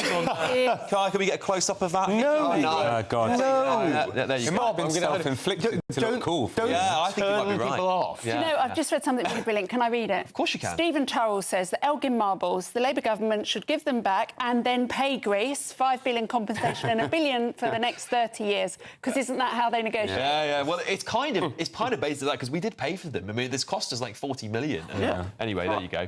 All right, we've got lots coming up. Please keep your messages coming through and ask the 5, because we're going to have to rattle through because you've given us loads this week. But now it's time for Triggered Tantrums. Is one of our favourite parts of the show, and in this part of the show we find some of the most absurd videos over the last week or so. You'll find everything from trans activists to pro-Hamas supporters. Have a look at this. Will, what have you got for us? I've got, and I think it's a crowded field, but I've got the world's worst cruise ship entertainer, Alex. Let's have a look at this entertainment gold. Break the siege of the silence. When they hide the children, when they hide what they fund is our duty to show. Not a religious war, not a violent people that causes imperialism. Both the old and the new, they think that they are above, that they can colonize the global south and all of Palestine. Break the siege.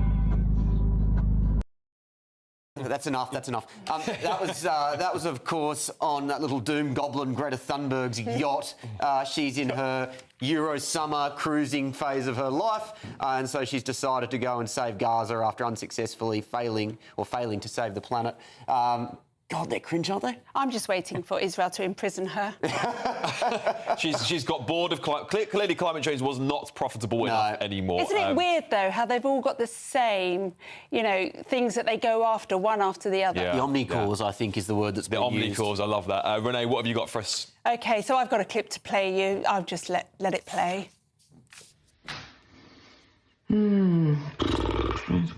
Complicated. No, but nuanced. But, bottom line is no. Yeah, but, they did a bad thing to us. I mean, I don't know. Yeah, but no. But we want that land, and we don't know, and there's not history, and we've got, no. These people, not even people, are they really? No. This is Dawn French showing no compassion whatsoever for the 1,200 people who were murdered on that day, October 7th, 23, by Hamas in Israel. She showed her true self. It's another celebrity jumping on a bandwagon where you have to be mean to Israel and support Hamas. Well done, Dawn. She has since apologised. Too late. Too late. Yeah, I think, obviously she's posted her apology on X and taken down that video now, but of course it has circulated. I think people haven't really responded to it well. But anyway, we've got to move on. Let's have a look here. Just take a look at this. This is Lord Austin. See what's happening with him there. What did you say? What did you say? I said free Gaza from Hamas and free the hostages. Shame on you. Shame on you. Shame on you. Shame on you. Shame on you. Shame on you. Shame on... I didn't push you. Shame on you. Shame on you. Yeah, shame on you for what? For saying that you shouldn't support Hamas, which has caused irreparable damage to Gaza, which started this war in the first place. I mean, you just can't make it up with these people. And this is what we get frustrated. Many of us at home, many of you watching will get frustrated going, actually, there are Hamas supporters out on the streets. Quite clearly, the guy's saying, bring the hostages home. I mean, look, he was saying very clearly, free Gaza from Hamas. Yeah. That's what he was saying, and he was being told, shame on you. Yeah, there's quite a big theme at the moment, isn't it? Whether you've got Greta Thunberg on her way into a flotilla. That's where that boat was going the other day to try and break the Israeli blockade. You've got Lord Austin there. You've got Dawn French, of course. And Dawn French used the word, she said she was clumsy. Well, where have you heard that recently? Lord Hermer, he said he was clumsy when it came to calling people who didn't support the ECHR as 1930s German Nazis. But there you go. Good shout. Don't go anywhere. We've got quite a big show lined up for you in the next hour. We get a pint in. I don't know who's pouring the pint this week, and I know you guys at home would love to judge how good our pint pouring is. Joe, one of our previous editors, off this weekend, so we can't. I mean, they're terrible pints. I mean, they're really awful. Half it goes and turns into froth. I hear that my other editor, Cooper, might be pouring the pints, so we'll let you see what they look like. And it's Cooper. Cooper, is he an Aussie or is he from New Zealand? He's an Aussie. Oh, he is. He better Pressure's on, Cooper. Pressure's on, Cooper. Right, And we need a Trump impression. There are many requests. We haven't yet. OK, well, I haven't done my Trump impression tonight, but I tell you what, if you stay tuned, we'll do one. Why don't you guys, in your say, give me a line you want me to read, keep it clean, and I'll do it all right. Nice. We've got loads more coming up for you, of course, in the Saturday 5 Extra, including another big interview. Well, you won't believe this one. Men are spending more money on Botox than women. And, of course, anything can happen because we've got Ask the Five. Well, you're going to tell us to answer any of these things, all right? So get ready. We'll be back with a pint in just a moment. See you soon.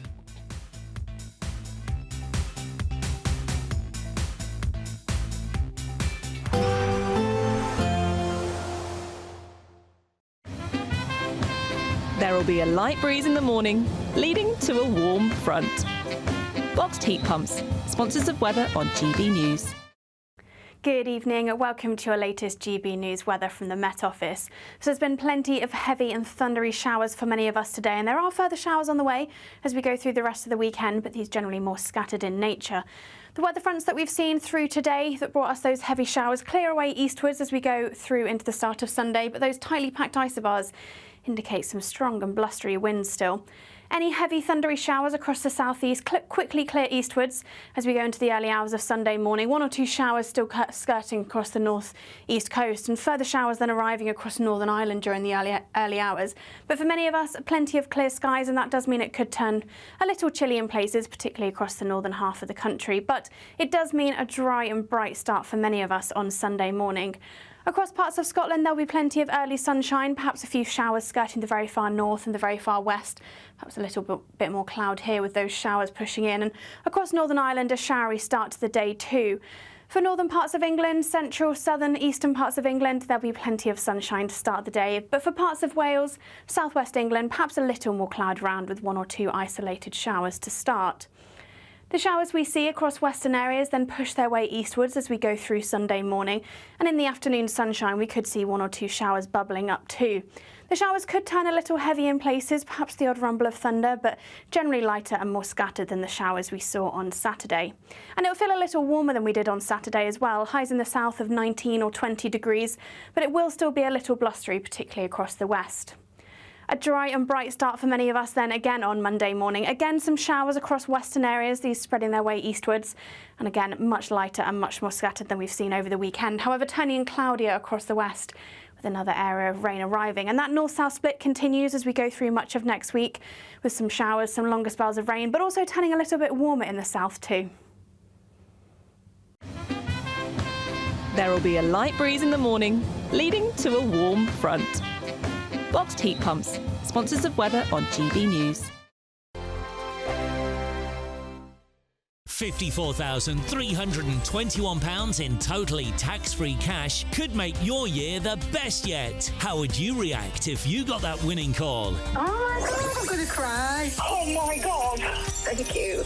You weren't expecting to get that call today, were you? No, I wasn't.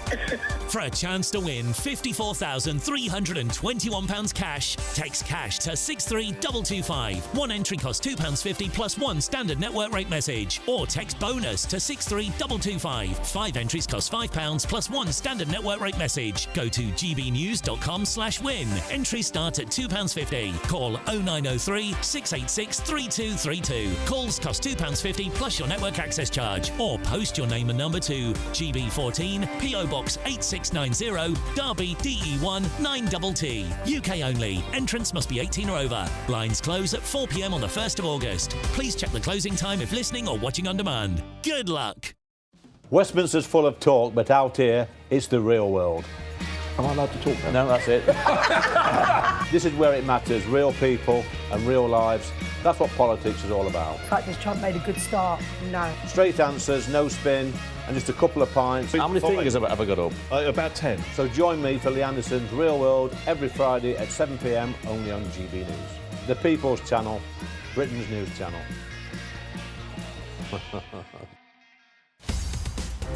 In the GB newsroom, we bring you the news as it happens. With our team of dedicated journalists across the UK. We're ready to keep you up to date with what's happening every half an hour, every single day. Bulletins here on GB News. The People's Channel. Britain's news channel.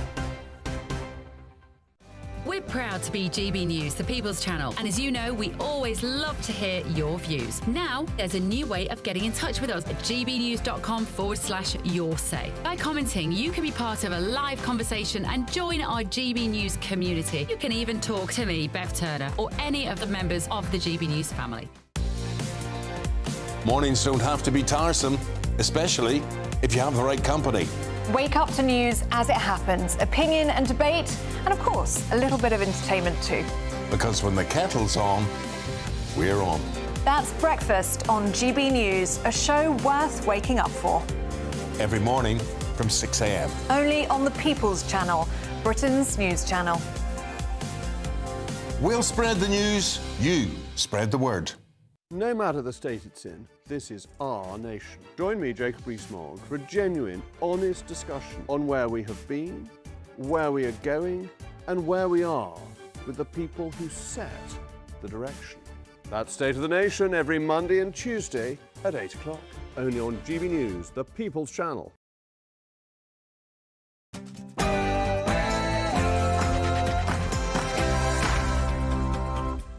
It's Saturday night. This is the Saturday 5. We've got our pints in. I'm not sure about this one. Do you want to have a bit of a wide here? Let's see where. Yeah, here we go. I think it's good. Yeah, not too bad, Cooper. We'll give you that. My head's all right. gone. I've got a pork pie as well. Yeah, no head in your wine. That's always a 9 out of 10 for me. Of course, this is the Saturday 5. It's the UK's biggest Saturday night TV show. I'm Alex Armstrong, along with Will Kingston, Dr. Renee Traylow, and Kai Wilshaw. Tonight on the show, why men are outspending women on fillers and Botox. It's your chance to grill us in Ask the Five. I'm going to read out all of your Ask the Five comments coming up shortly. David Beckham getting his knighthood is one of our high fives. And, of course, our triggered tantrums. It's 8 p.m. and this is the Saturday 5 Extra.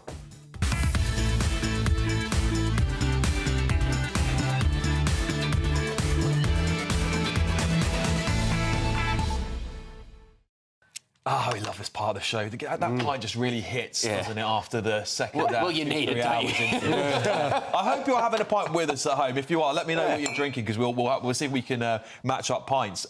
Welcome to the Saturday 5 Extra. We love hearing from you on this show. We've got loads of comments today.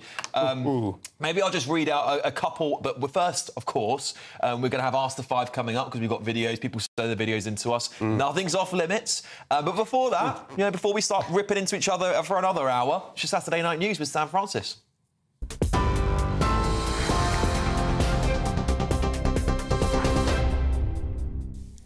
Very good evening to you from the newsroom. The top story tonight, just 48 hours after resigning as Reform UK chairman, Zia Youssef is back, calling his decision to quit a mistake, he says, born of exhaustion. Speaking alongside Nigel Farage, Youssef said he felt drained by relentless racist abuse online. However, after messages urging him to reconsider and what he called peace talks with the Reform leader, he now plans to take on a new role. He'll oversee policy, media, fundraising and the party's cost-cutting Doge unit. He says his commitment is redoubled and called Reform, quote, the most important project of his life. The chairmanship will also now be split as the party moves from what Youssef called start-up to scale-up. Meanwhile, tonight, Donald Trump has warned Elon Musk will face very serious consequences if he funds Democratic candidates, escalating what has been a dramatic public fallout. Asked if their relationship is over, Trump told American reporters, "I would assume so." It comes after Musk had tweeted, then deleted a claim that Donald Trump appears in the so-called Epstein files and suggested the president should be impeached. Donald Trump also confirmed he had not discussed launching an investigation into Mr. Musk, despite those growing tensions. Here, thousands have been marching through the centre of London today in protest against spending cuts and welfare reforms. The demonstration, organised by the People's Assembly, has brought placards reading "Tax the rich" and "Welfare not warfare." Organisers say public service cuts are worsening inequality, and they're urging the Labour government to reject what they call austerity 2.0. Well, our reporter Jack Carson has been in central London for us today, where Jeremy Corbyn and Diane Abbott were among those speaking. Well, trade unionists and activists have come together here in London, united against what they say is a spending cut and welfare cutting government. They say that Starmer's government should not be cutting things like the winter fuel payment, should not be increasing the defence budget, and should be, in fact, stopping war and not welfare. Thousands and thousands of people are marching to Whitehall, where we heard speeches from Jeremy Corbyn and Diane Abbott, the first of its kind to see such a united front against a left-wing government. The Home Office plans to spend £2.2 billion of the UK's foreign aid budget on asylum support this year. They say mostly to cover hotel costs for thousands of asylum seekers. The figure is down slightly on last year, but still amounts to a major share of Britain's overseas development. Ministers say they're urgently cutting costs and speeding up decisions to end hotel use, promising to save £4 billion by 2026.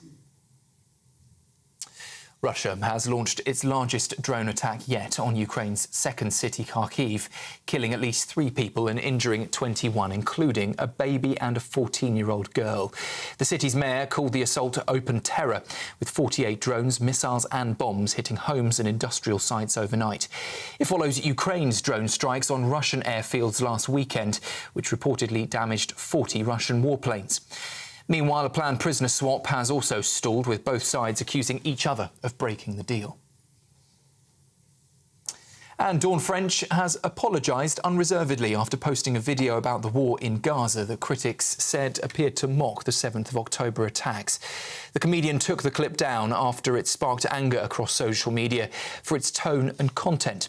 Dawn French admitted the video, she said, appeared one-sided and that her intention was to criticise all leaders on all sides of the conflict, not to dismiss the horror of the attacks. Those are the latest headlines for now. Plenty more still to come right here. Don't go anywhere. For the very latest GB News direct to your smartphone, sign up to News Alerts by scanning the QR code or go to gbnews.com/alerts.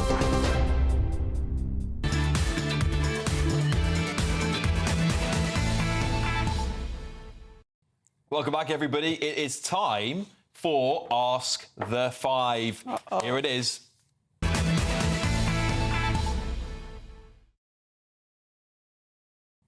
Love this part of the show. I mean, we love so much of the show, but we love this part because you get to ask us absolutely anything you like. And I've got loads here that you've been sending in over the last couple of hours. So we might do some quick fires because I literally have to scroll to get them all in there. But let's see who sent us some videos in first. The first question comes from Alan. Good evening, folks. I just wondered what you thought about the latest tyrannical utterings coming out of the Prevent programme, where anyone who thinks anything at all about immigration is some kind of extreme right-wing terrorists. Do you think that, like me, that these people are absolutely crazy and have lost the plot? Yeah, that's about the Prevent programme. We were talking about that earlier on in the show. Of course, they've said that anyone who has concerns of a mass immigration or cultural integration into the country could be deemed a far-right extremist and even labelled a terrorist. They have lost the plot, Alan. They totally lost the plot. This is, I mean, we've even had the Prime Minister would fall into this category since his Strangers, an Island of Strangers speech. I mean, how out of touch are these programmes? They should be focusing on the things that really are a threat to our country, and I think we all know where those lie. And quite frankly, I think the British public are looking at this and just despairing. It's the #1 issue in our country, polled so many times. Immigration is the #1 issue, and I can guarantee you the vast majority of the British public will be deemed extremist if they had their views put out there. What do you guys make of that? Well, I think it's a reflection of just how ideologically captured the dark and dank back rooms of our institutions are. Like, even if we talk about a vibe shift amongst the political class, and even if we say that everyday people have stopped putting up with this sort of nonsense, there is still that layer in the bureaucracy, in Whitehall, all around the place that still buys into this sort of cultural Marxism. Yeah. Kai? Well, you're trying to drink your pint there. Yeah, and I just had a pub snack. I had a pork pie. Trying to be one of them. He's trying to be working class. Next thing you know, he starts to talk about really working at the factory. Please. Where were we? I know it does make sense though for all. Yes, it does. Let me finish. Go on, spit it out. Go on. No, I think it's good to catch things early on when you're thinking about radicalisation, obviously. So there's a bunch of things that could indicate that somebody could become a nationalistic terrorist, and they do exist. But also, the same is done for Islamic terrorists. That's been going on for years, and Prevent was called racist for that reason. So they have to look at a whole suite of things to make sure that they don't miss somebody who gets radicalised and they notice too late. Robbie, that's like saying we need to look out for people who are eating to get signs of obesity. It's like, it is not right. That sounds like what Dr. Renee would try. No, I agree with Will. Look, listen, there's a lot of stuff that's said, especially me as someone that's black and British, that I completely do not agree with, but I'll defend to death people's right to say it. We have to have these difficult conversations. I want to know what people are thinking. I think it's wrong that people should be thinking of labelling it terrorism, because if you try and put a lid in it bubbles and explodes anyway. This is I want to part of a hear trend. it. Right, this is part of a trend. We are slowly curtailing absolutely everything that we can say if it does not agree with the prevailing narrative of this government or left wing. The online safety bill, when it is all sorted out and comes down the line, is going to stop it all anyway. We'll all be in prison apart from Kai. I forgot about that one. That's another one to look forward to, isn't it? It's wrong. I want to hear it. No matter how challenging it is, I want to hear it. Yeah, we're going to go to a short break and then come back and read some more of your Ask the Fives coming up very, very shortly. We'll see you in the next few minutes. Westminster, the ultimate clique. And you're fighting like rats in a sack. But here on the Camilla Tominey Show, we ask the questions the establishment media is too scared to ask. OK, let me ask you a straight question, because I know you're a straight-talking politician. Whether it's net zero, illegal immigration or law and order, nothing is off-limits. You had the power then. Yeah, and now you've lost it. That's the Camilla Tominey Show, a politics show that's fearless. But no, let me finish my question if you don't mind, because it is my show. Sundays at 9:30, only on GB News, the People's Channel, Britain's news channel. Martin Daubney, weekdays from 3 p.m. A lot of people have been imbibed with the notion you're born white, you're born male, you've won life's lottery, but that's not what people are telling you. Tell us, what began your journey on this fascinating path? I mean, I think rather like you, I've had a long interest in men and mental health. And I was talking to companies about men's mental health, and at the end, there'd always be guys who come up to me and say, I can't say this out loud, but my career has taken a real hit because I'm a man. I don't know what to do with that. Things had to change. I'm not sexist, I'm not racist, but I'm really suffering. So I heard that so many times. I thought I need to investigate this, gauge how wide this is, and did some polling, spoke to a lot of people, and I was really staggered by what we got back. For nearly half of all white guys to be walking around too scared to even give respectful feedback to a colleague, to not risk making a joke, to, a third have said that their mental health has been affected because there's that terrible fear that doing or saying the wrong thing and you're out the door. Gets you cancelled. Yeah, and then, particularly from young guys, more than 1 in 3 young guys saying that they've directly lost out on career opportunities, promotions, because they're white men. It was a scale I didn't expect. And, as I said, no one's saying this didn't have to change. In my old BBC days, I worked undercover to expose racism. But the DEI, the diversity programs that have been rolled out, aren't just nice HR policies. They're actually rooted in an early 70s radical Marxism that divides everyone into oppressed and oppressor. And if you're white and male, you're an oppressor. Doesn't matter if you're working class, doesn't matter what your mental health's like.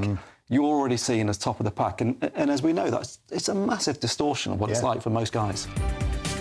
GB News, the People's Channel. No matter the state it's in, this is our nation. Join me, Jacob Rees-Mogg, for a genuine, honest discussion on where we have been, where we are going, and where we are with the people who set the direction.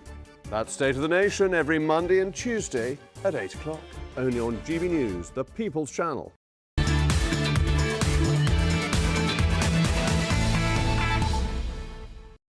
Welcome back to the Saturday 5 Extra. Coming up very soon, we're going to be speaking to a leading plastic surgeon about the rise of young men who are getting Botox and fillers. Of course, I'm going to get back to some of your Ask the Fives as well, because we love listening to all of the stuff you guys have been asking us throughout the last couple of hours. There's some great questions. I promise we'll get to those. But interestingly, a report in the Times today has revealed that young men are flocking to clinics for treatment such as Botox and filler. This is apparently in a bid to keep their youthful experiences. So much so, men are now, get this, outspending women. Wow. Right. I don't think it's right. Well, we'll find out. The report reveals 23% of men between the age of 18 and 34 have had either Botox, fillers or dental veneers. That's an interesting part of this. Maybe my predecessor might have had some of those. I also think... If you're watching, Darren, I'm sorry, but we all knew it when you lit up in nightclubs. You could see you a mile away, your teeth he says he doesn't watch. We know he does. It's also the age. It's also the age. Well, there you go. Well, that's compared, by the way, to 21% of women. So it's 23% of men and 21% of women of the same age. Well, so joining us to talk about this, we've got a leading plastic surgeon, Alex Christys. I hope I haven't butchered your last name there, Alex. But thank you very much.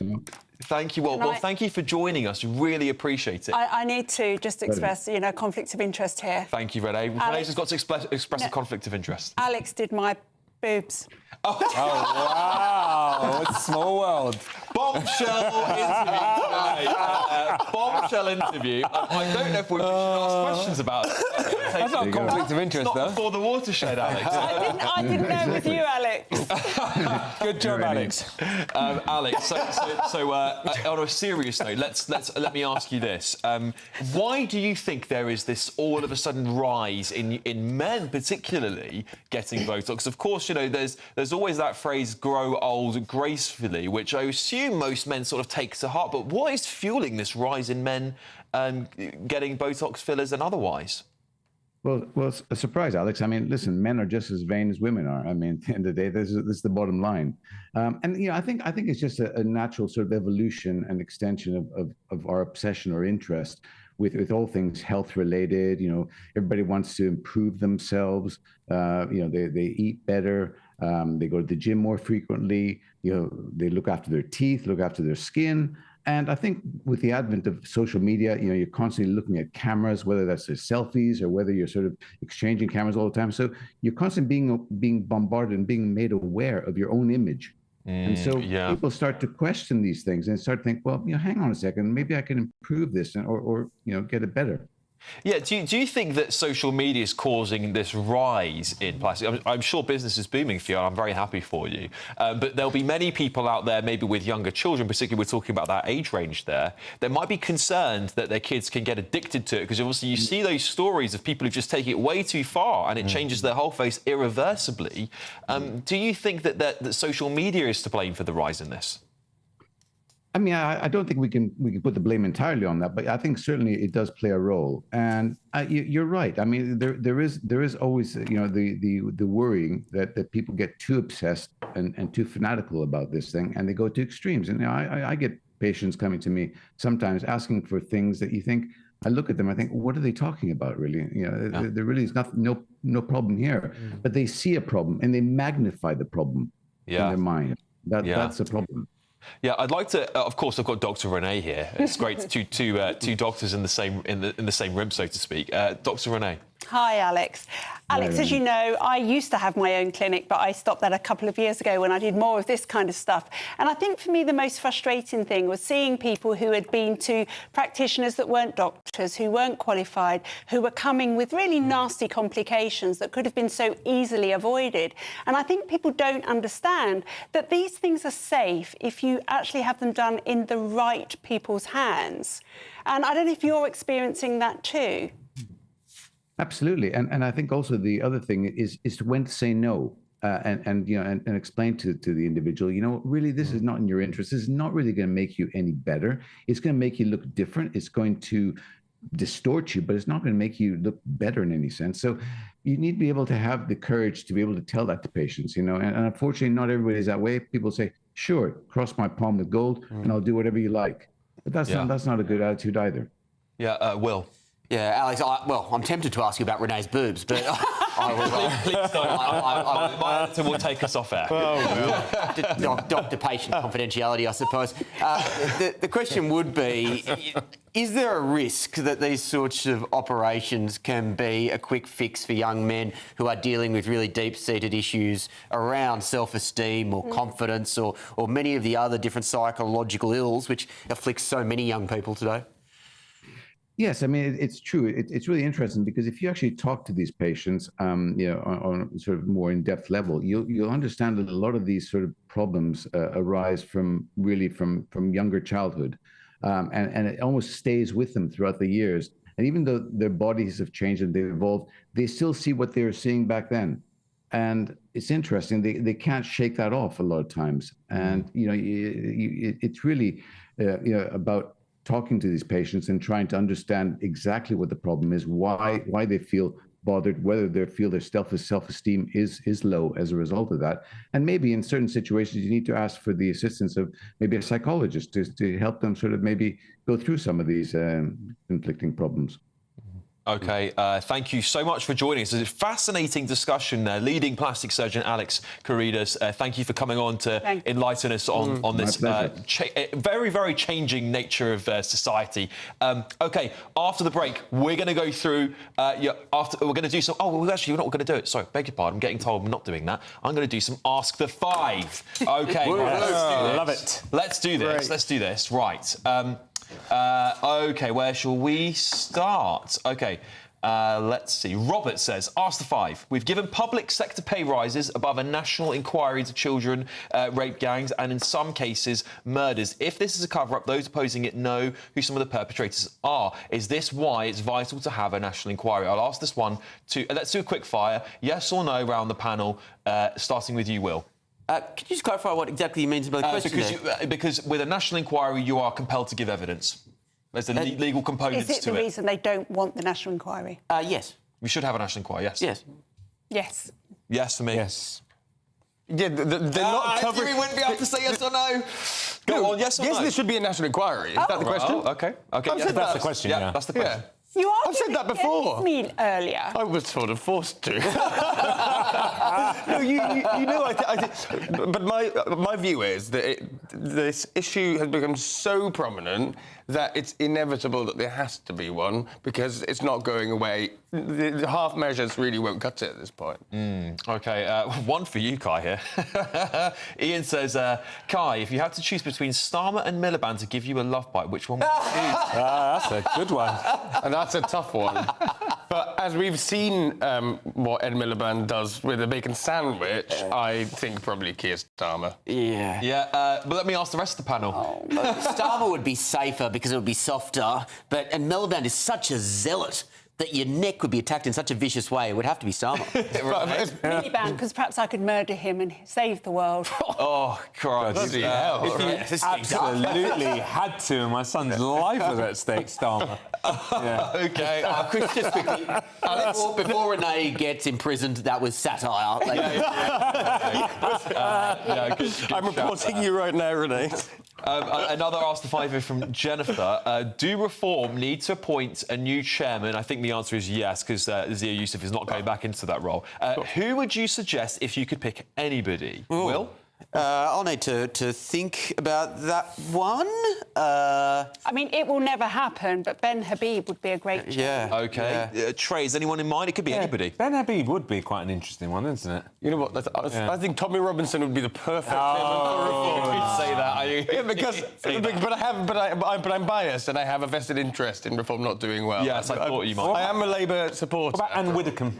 Yeah, she's in the running. She's in the Really? I'm not sure she's She'd be a right. good statesman type I don't person. personally think Anne Widdecombe What is about right as you? well. I think, no, come on, let's get serious. I think it would be Aaron Banks. I think that's the guy Yeah, that's I going think to you're get it. probably right. Let's have a little look from this next question that comes from Julie. Hi, panel. So, last night I went for a whiskey tasting. It was fabulous. Obviously, learning about the whiskies was amazing. But what I did learn is whiskey and dark chocolate are an absolute flavour combination bomb. So, what's your favourite tipple and what is the one food that goes with it that just blows your mind with the flavour combination?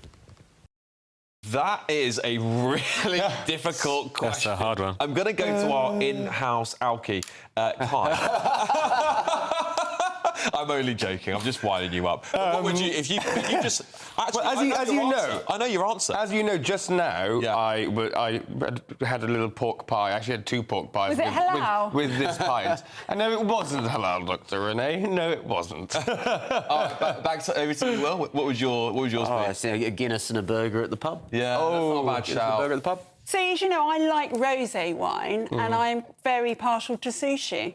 Oh, OK, yeah. Rosé and sushi. Okay. Ooh, that's classy. You know what? I'm the sort of guy that I would like go to one of those really dirty vans that drive up and get cheesy chips, onion rings, and just smash that out. With what? With any alcohol. Any alcohol. Thunderbird. Yeah.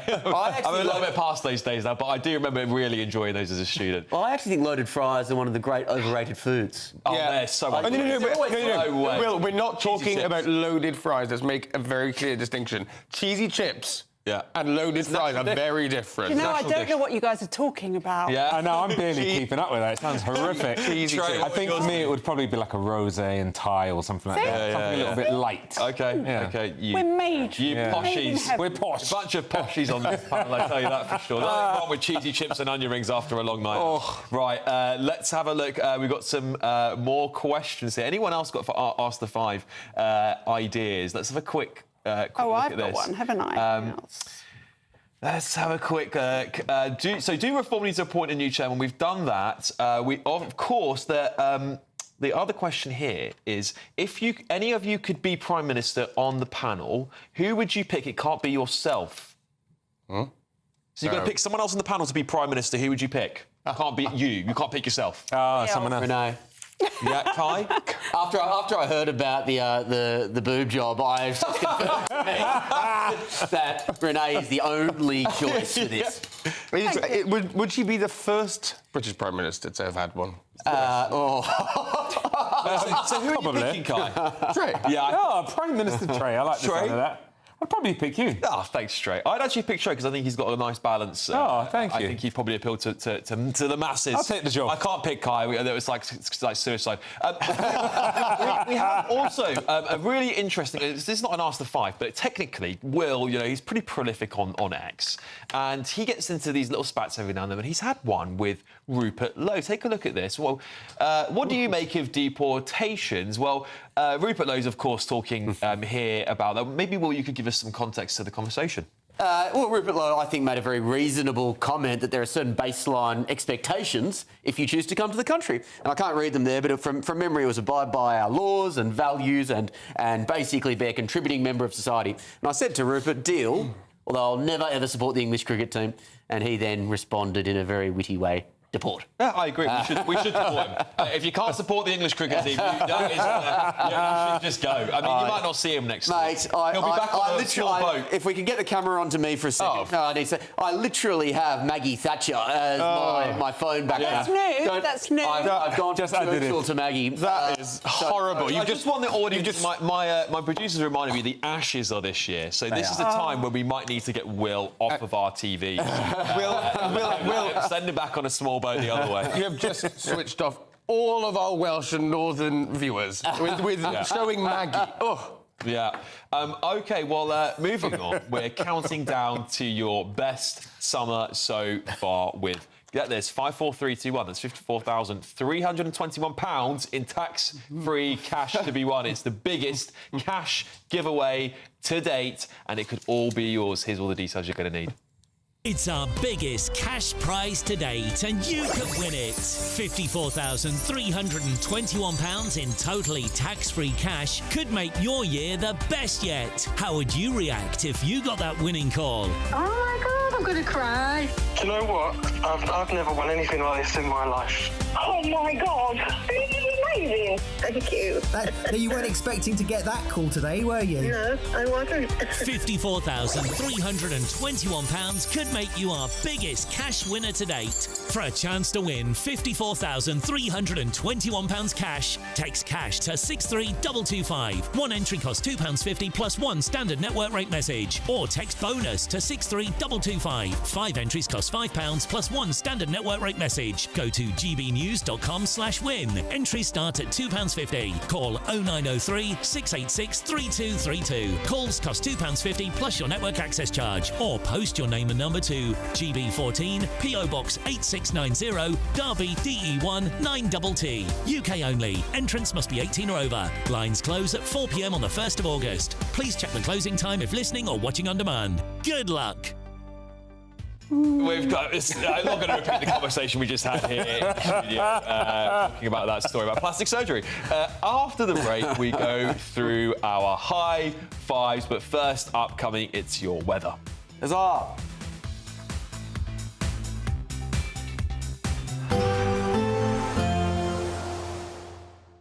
Can't wait to get in that sea. Lovely and warm. Just like the feeling of having great travel insurance. All Clear Travel Insurance sponsors GB News Travel Destinations Forecast. The heatwave continues across parts of Europe, temperatures pushing into the high 30s, and this is bringing some severe thunderstorms in places. But for many areas across Spain, Portugal, the Canary Islands, largely dry and settled, plenty of sunshine. The main risk of thunderstorms is going to be across northern Italy, Austria, perhaps southern parts of Germany, but elsewhere across the Mediterranean, staying dry, lots of hot sunshine. And this continues into next week, so feeling very warm indeed. All Clear Travel Insurance sponsors GB News Travel Destinations Forecast.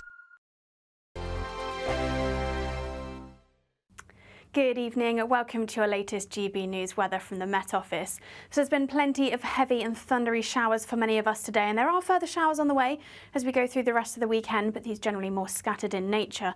The weather fronts that we've seen through today that brought us those heavy showers clear away eastwards as we go through into the start of Sunday, but those tightly packed isobars indicate some strong and blustery winds still.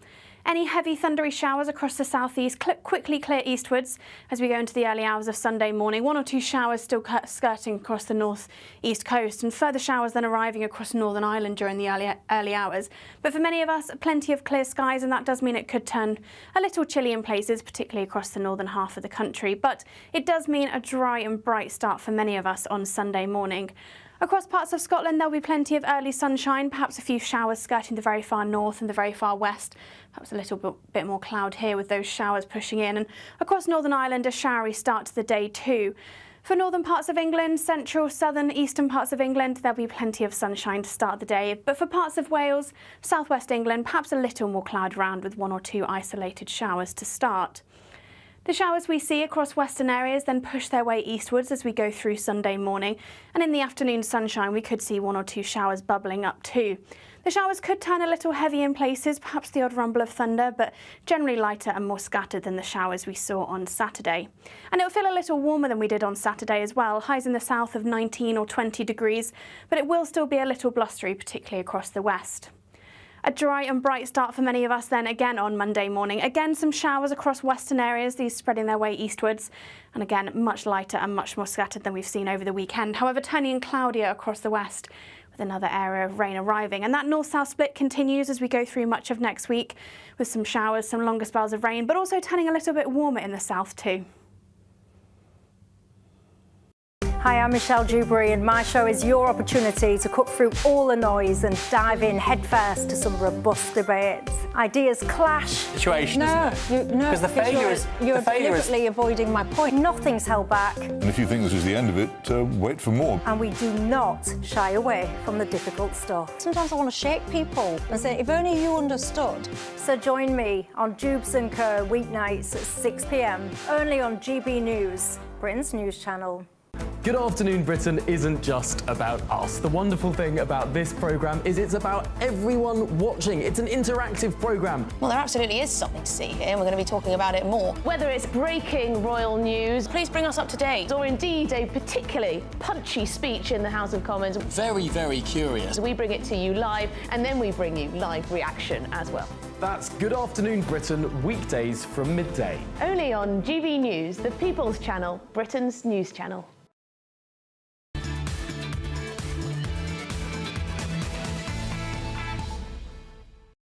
Welcome back to the Saturday Five, everybody. I'm going to read some of your says out here. Let's have a quick look. Deb says, I think Trey's got a fan club going. Oh, there you go. Yes. EM Low. Barbara, one of my fans, who normally isn't really normally one of my fans, but I like you, Barbara. I like opposing opinions. Barbara has said this when it comes to her choice of tipple and food: dark chocolate, 90% cocoa and rum.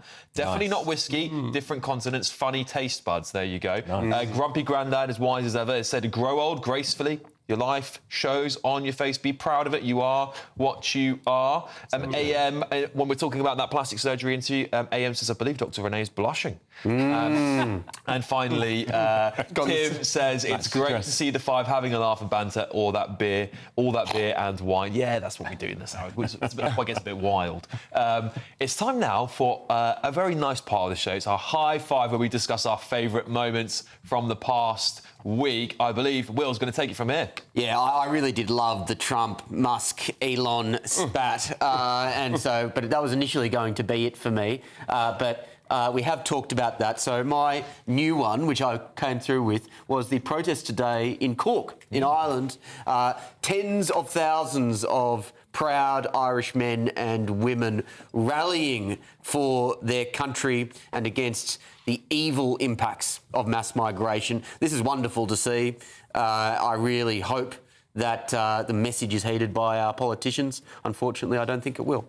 Oh, I think Ireland's even more bonkers than us, actually, when it comes to this kind of stuff. And they're a much smaller country as well, so their population fluctuations will be far more felt across the country. But they're the one country that doesn't have the whole historic guilt thing that they need to, then say, oh, well, we need to make up for it in the form of this multicultural nonsense. And yet they're still falling into the same trap that is killing Europe and killing the United Kingdom. Guys, high fives are meant to be a bit more upbeat than that. Well, excuse me, when did we make you arbiter of high five niceness? Well, I do. A group of proud people trying to reclaim their country, that's about as good as it gets. I couldn't agree more. Renee, what have you got for us? OK, so I read a lovely biog, really, of Dominique Lawson, aged 30, this week in the Sunday Times magazine, who was born with Down syndrome, and she had lots of difficulties along the way in her life. She wasn't expected to ever really even sit up because she was so floppy from everything.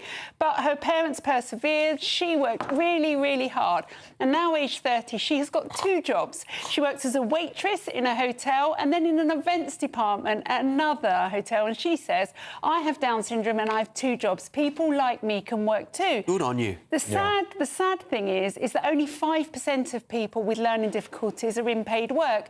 And I think that's probably our fault as a society for not facilitating it rather than theirs. And this just made me proud of Dominica. Well done. Yeah, what a great story. I think that's absolutely fantastic. And I think, there's always people who are able to work, but I think we're getting lazy. Of course we are. Society's getting lazy. So true. But it's easy to be lazy with the ridiculous benefits that you now get as an incentive to be lazy in this country. And the lack of... So I'm going to say 2 things. Yes, our benefit system is ridiculous. It really is. But at the same time, workplaces should be more accepting of people with differences like Dominica and accommodate them. What do you think about that, Trey? Yeah, no, I think you're absolutely right. It's such a heartwarming story because we tend to sort of, or not necessarily, but I think subconsciously we ostracise people are a little bit different. And it's nice to see someone with Down syndrome loving her job. And John having two of Lewis them. are very good, actually. They are. Yeah, they are. I love John Lewis. I've got one. Kai's not going to like this.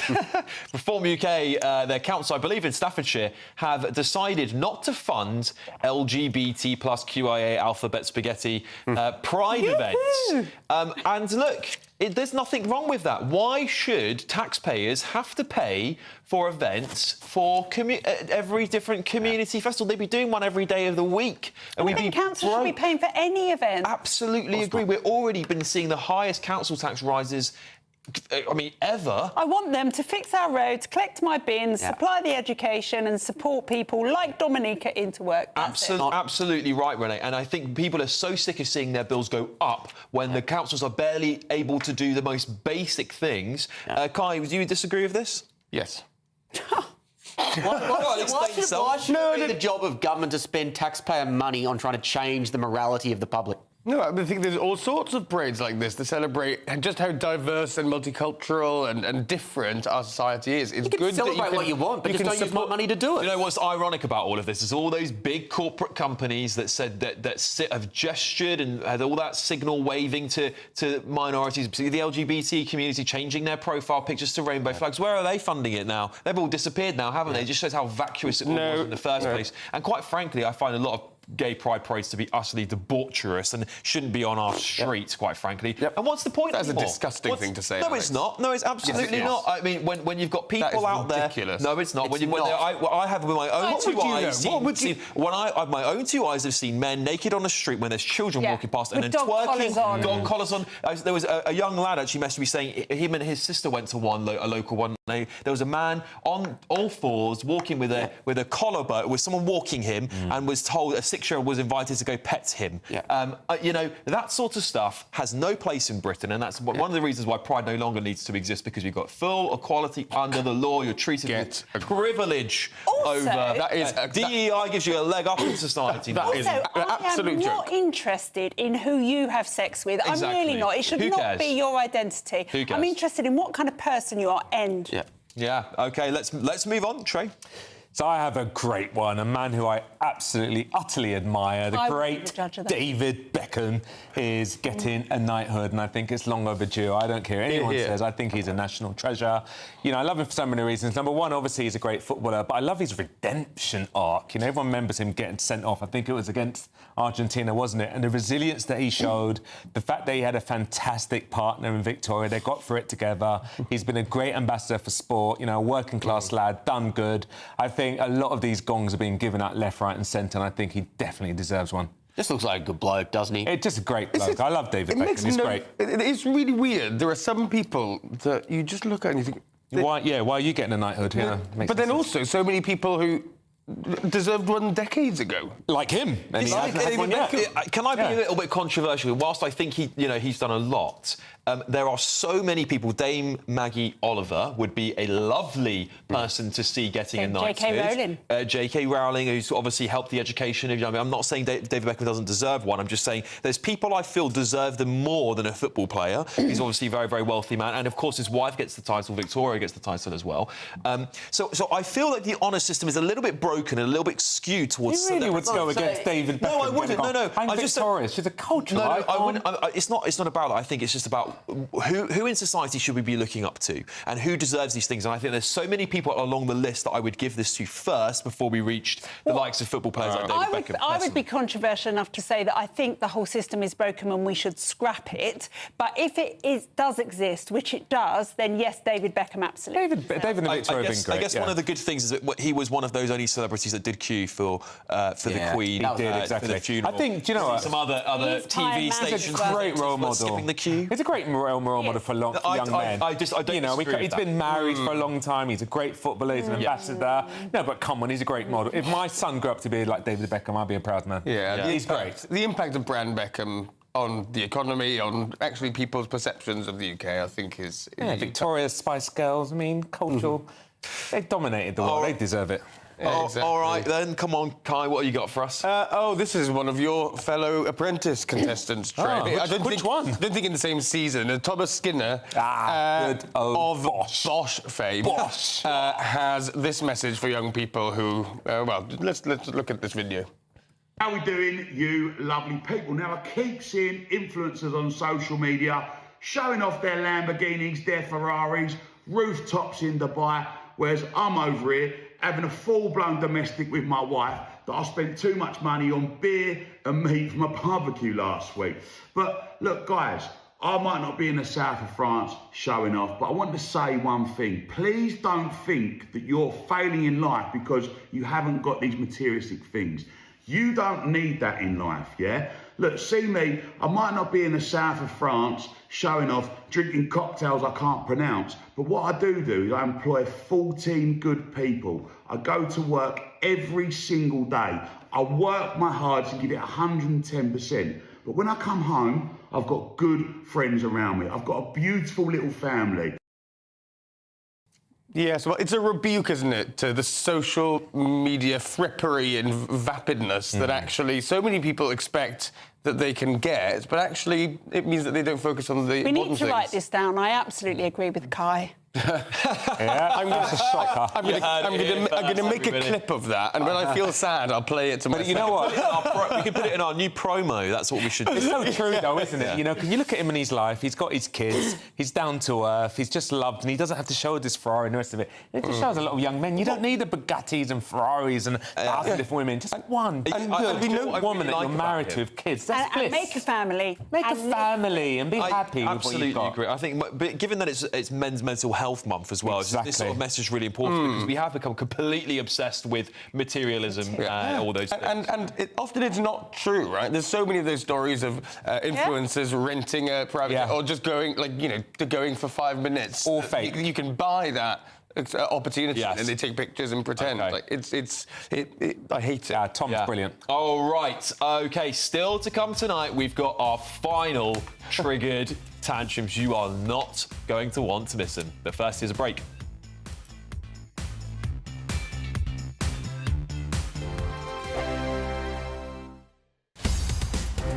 In the GB Newsroom, we bring you the news as it happens. With our team of dedicated journalists across the UK, we're ready to keep you up to date with what's happening every half an hour, every single day. Bulletins here on GB News, the People's Channel, Britain's news channel. Mornings don't have to be tiresome, especially if you have the right company. Wake up to news as it happens, opinion and debate, and of course, a little bit of entertainment too.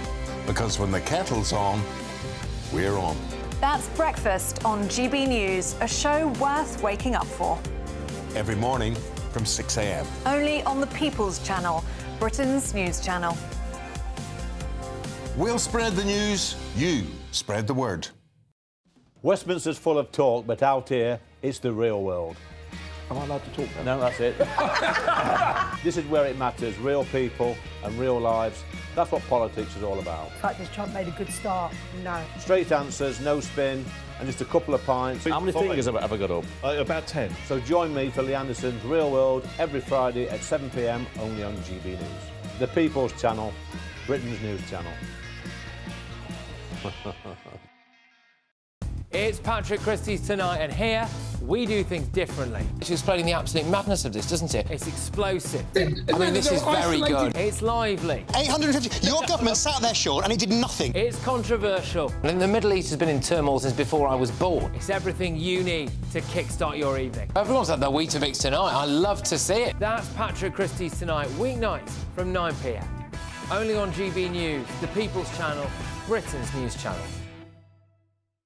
Hi, I'm Michelle Dewbs, and my show is your opportunity to cut through all the noise and dive in headfirst to some robust debates. Ideas clash. Situation, isn't it? Because the failure is... You're deliberately avoiding my point. Nothing's held back. And if you think this is the end of it, wait for more. And we do not shy away from the difficult stuff. Sometimes I want to shake people and say, if only you understood. So join me on Dewbs & Co. weeknights at 6 p.m, only on GB News, Britain's news channel. Join me, Nana Akwe, for an informative, interactive news programme with a difference. It's fun. No, you didn't say that, Dave.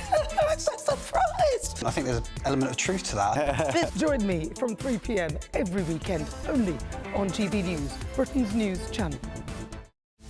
This is Britain's Newsroom, where your voice matters. It's just astonishing. With expert analysis and honest opinion, we don't just keep you informed. We bring you unique perspectives you won't see anywhere else. Can't argue with any of that. When the news happens, it happens here. On Britain's Newsroom, weekdays from 9:30 a.m. Only on GB News.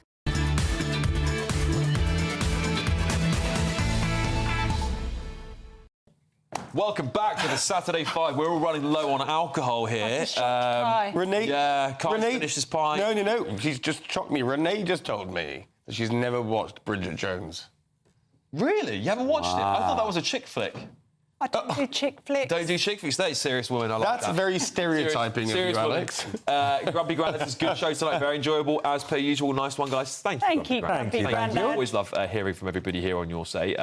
PW says, what has David Beckham and Ferrero Rocher got in common? Both come in a posh box. There you go. I can't believe you read that out loud. All right, now it's time for final. We love you guys. Please give us a laugh. Now it's time for Triggered Tantrums. Trey, what's it for us? God, that is too funny. So I've got this lovely young man who's basically slagging off the fact that it's Men's Mental Health Month and that men basically shouldn't really be celebrating it. Let's see. The only reason you guys bring up Men's Mental Health Month is to be homophobic. That's it. Well, that's a stretch. If you really care about men's mental health, stop being homophobic. Stop being transphobic, because gay and trans men exist. Stop being racist, because POC men exist. Is anyone else wondering what the actual point of this video is? Because most rational people understand that all of those individuals that person mentioned do exist. And Pride Month and Men's Mental Health Month can actually exist at the same time. One doesn't have to be more important than the other. Absolutely nailed it, didn't she? I mean, it actually damages people's mental health to have to worry about all this nonsense, in my opinion, Trey. Like, I mean, you have to eggshells as a man these days, don't you? And I think, some people do laugh at the fact that we have a Men's Mental Health Month, but they don't realise just how fragile. I mean, obviously, Renee, you'd know just how fragile a lot of men are, and they do need our help and support. Men don't go forward. Men don't go forward. They don't come to me at GP and say they're struggling, but women do. And men are the ones who are more likely to actually kill themselves. Exactly. And then I'll see videos like that and think maybe it's not okay for me to share about what I'm dealing with. Like, can't we just have people's mental health? But I don't think people like that are serious people, are they? They're looking for clicks. They're looking No, but it is still part of this world, almost like a bit of a misandrous world of men shouldn't be seen in that way. Well, I was just about to say, it's sort of like those sorts of people are the same people I talk about more about pride and the reason why that shouldn't exist anymore, because it's all about trying to club everyone in to their ideology. You must bear these people in mind. You must bear in mind POCs and all these trans men, which are women, by the way, trans men. Their mental health matters. And it's like, OK, well, actually, why don't we just accept that men do have a difficult time and actually we do need to do more to talk to men and actually have serious conversations about the way they're feeling? We do, and I'm going to hijack Trey's high five to say that because it's Mental Health Month, there is a fantastic charity called Love Your Man. And my son's been working with them, and it was a guy who set up a sofa in a field for men to just come and chat together, and it's just grown and grown and grown. Love that. Love it. Fantastic. Love OK, Kai, what have you got for us? Oh, we're returning to UK politics' biggest vegetable. Let's take a look at this video. There's just one problem with this. You know what I always say, just remember Dougie Joyce loves you. Just remember that, people. We love you all. The only problem is that Mr. Joyce in November 2023 was sentenced at Manchester Crown Court to 19 months in jail for causing grievous bodily harm to a pensioner. I love it. But also there's something quite sad about it, to watch a UK Prime Minister out hawking a whiskey brand for convicted criminal. It's sort of quite sad, isn't it? But you would expect it from Liz Truss, I think. Would you? Don't tell me what I would expect. Speak for yourself, Guy. It is interesting that there are whispers in the back halls of power within the Conservative Party as to whether or not they should throw Liz Truss under the bus as a way of trying to move forward and reposition themselves. Throw her under the bus how? By disowning her, kicking her out of the party. Kicking her out of the party and disowning her. Mel Stride this week was sort of lambasting her economic record and blaming her for lots of the ills of the Conservative Party. Yeah, but you know, the reason why Liz Truss was boosted up was mostly due to the gilt yield, which is now way higher than when she was Prime Minister. So I think we do have double standards in society here when it comes to Conservatives and well, OK, you may say so. Let's have a look at some of your say questions. OK, Leslie says here, I have a son, lots of women have sons and husbands and fathers and friends who they love and worry about. I just wish they'd talk more, open up, ask for help more. It is hard for men. It is hard for men to do this. There is a pressure for men, and I think it's actually part of our genetics to be tough and to protect and not think about their own mental health. But I think we've got to do a lot more about it, and we do talk about it a lot on this channel as well, which is great. Jackie says, the honour system seems to be geared to celebrities, politicians and friends of politicians. I think that's quite true about the House of Lords. In particular, you'll get a lot of people that don't really deserve to be there. Well, I think that's where it needs to change. So I think if it was still an honour system from the monarchy, which is where it was actually started, then that wouldn't be so bad. But the moment that politicians can start giving gifts, then it's just cronyism. Absolutely agree. Does anyone disagree with that? No, it's definitely open to abuse, of course, But it's also been politicised, right? Like, if you don't have the safe, conforming, progressive views of the day, you are less likely to get these sorts of recognition. This is Britain, right? Like, there's been centuries and centuries You're of this. here. People who are still dukes now are basically, dukes of 20 generations because their ancestor was mates with the king. That is all it is. It's a joke. And this place entrenches privilege. Tear down our history. Right, last couple here, very, very quickly. Catherine says Pride should pay for their own parades if they want them. Couldn't agree more with you. There's nothing wrong. If you want to have a parade, pay for it yourself. The vast majority do. The vast majority do. OK, thank you all so much for joining us for the Saturday 5. The Saturday 5 Extra, of course. We really appreciate you tuning in. Of course, up next, it's the brilliant Ben Leo tonight. Ben, what have you got for us, mate? Cracking show. Yeah, this story about men liking fillers and Botox more than women is quite surprising. Lots of people accuse me of having had work done. I mean, this is a picture of me waking up fresh as a daisy this morning. I don't know why anybody would suspect me of having any work done, but there we go. We're going to get stuck into that a bit later on. And if you want to see Peter Blexley with some trout lips as well, stay tuned because we've mocked that up as well. Elsewhere, did you see Lewis Goodall of LBC fame with a caller yesterday banging on about inheritance tax? Goodall basically admitted, he said, look, my family have no assets, we have nothing to hand over, and he came out with it and said that means that you shouldn't have any assets. We're talking about inheritance tax. I think it's the scam of the century. In fact, I think it's legalised government theft. And of course, Zia Youssef has made his big return to Reform UK. Big show coming up, and of course all the front pages of tomorrow's newspapers as well. That's after your weather. See you in a sec.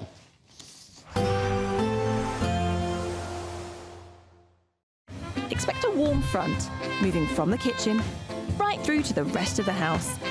Boxed Boilers, sponsors of weather on GB News.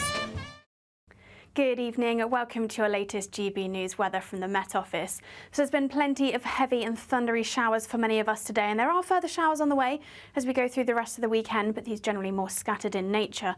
The weather fronts that we've seen through today that brought us those heavy showers clear away eastwards as we go through into the start of Sunday, but those tightly packed isobars indicate some strong and blustery winds still.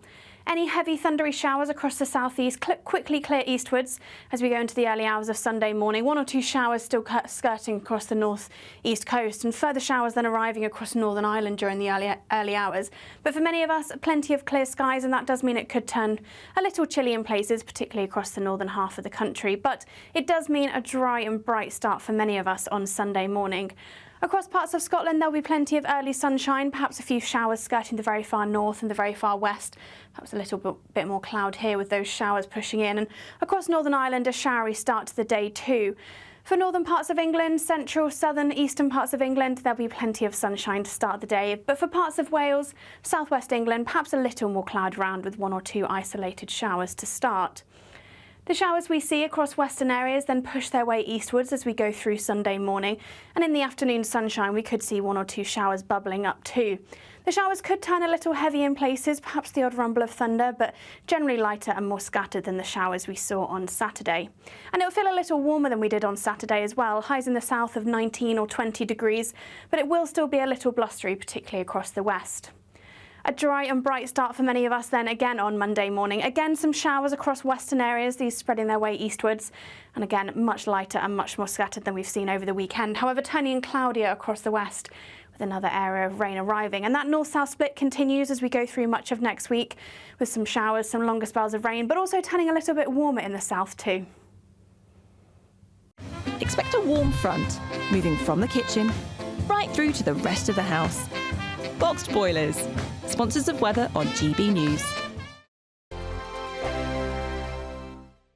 We're kick-starting summer with your chance to win our biggest cash prize to date, as there's an incredible £54,321 in tax-free cash to be won. What would you spend it on? A brand new car, the holiday of a lifetime, or just sit back, relax and remove some of those day-to-day financial stresses? For a chance to win £54,321 cash, text cash to 63225. One entry costs £2.50 plus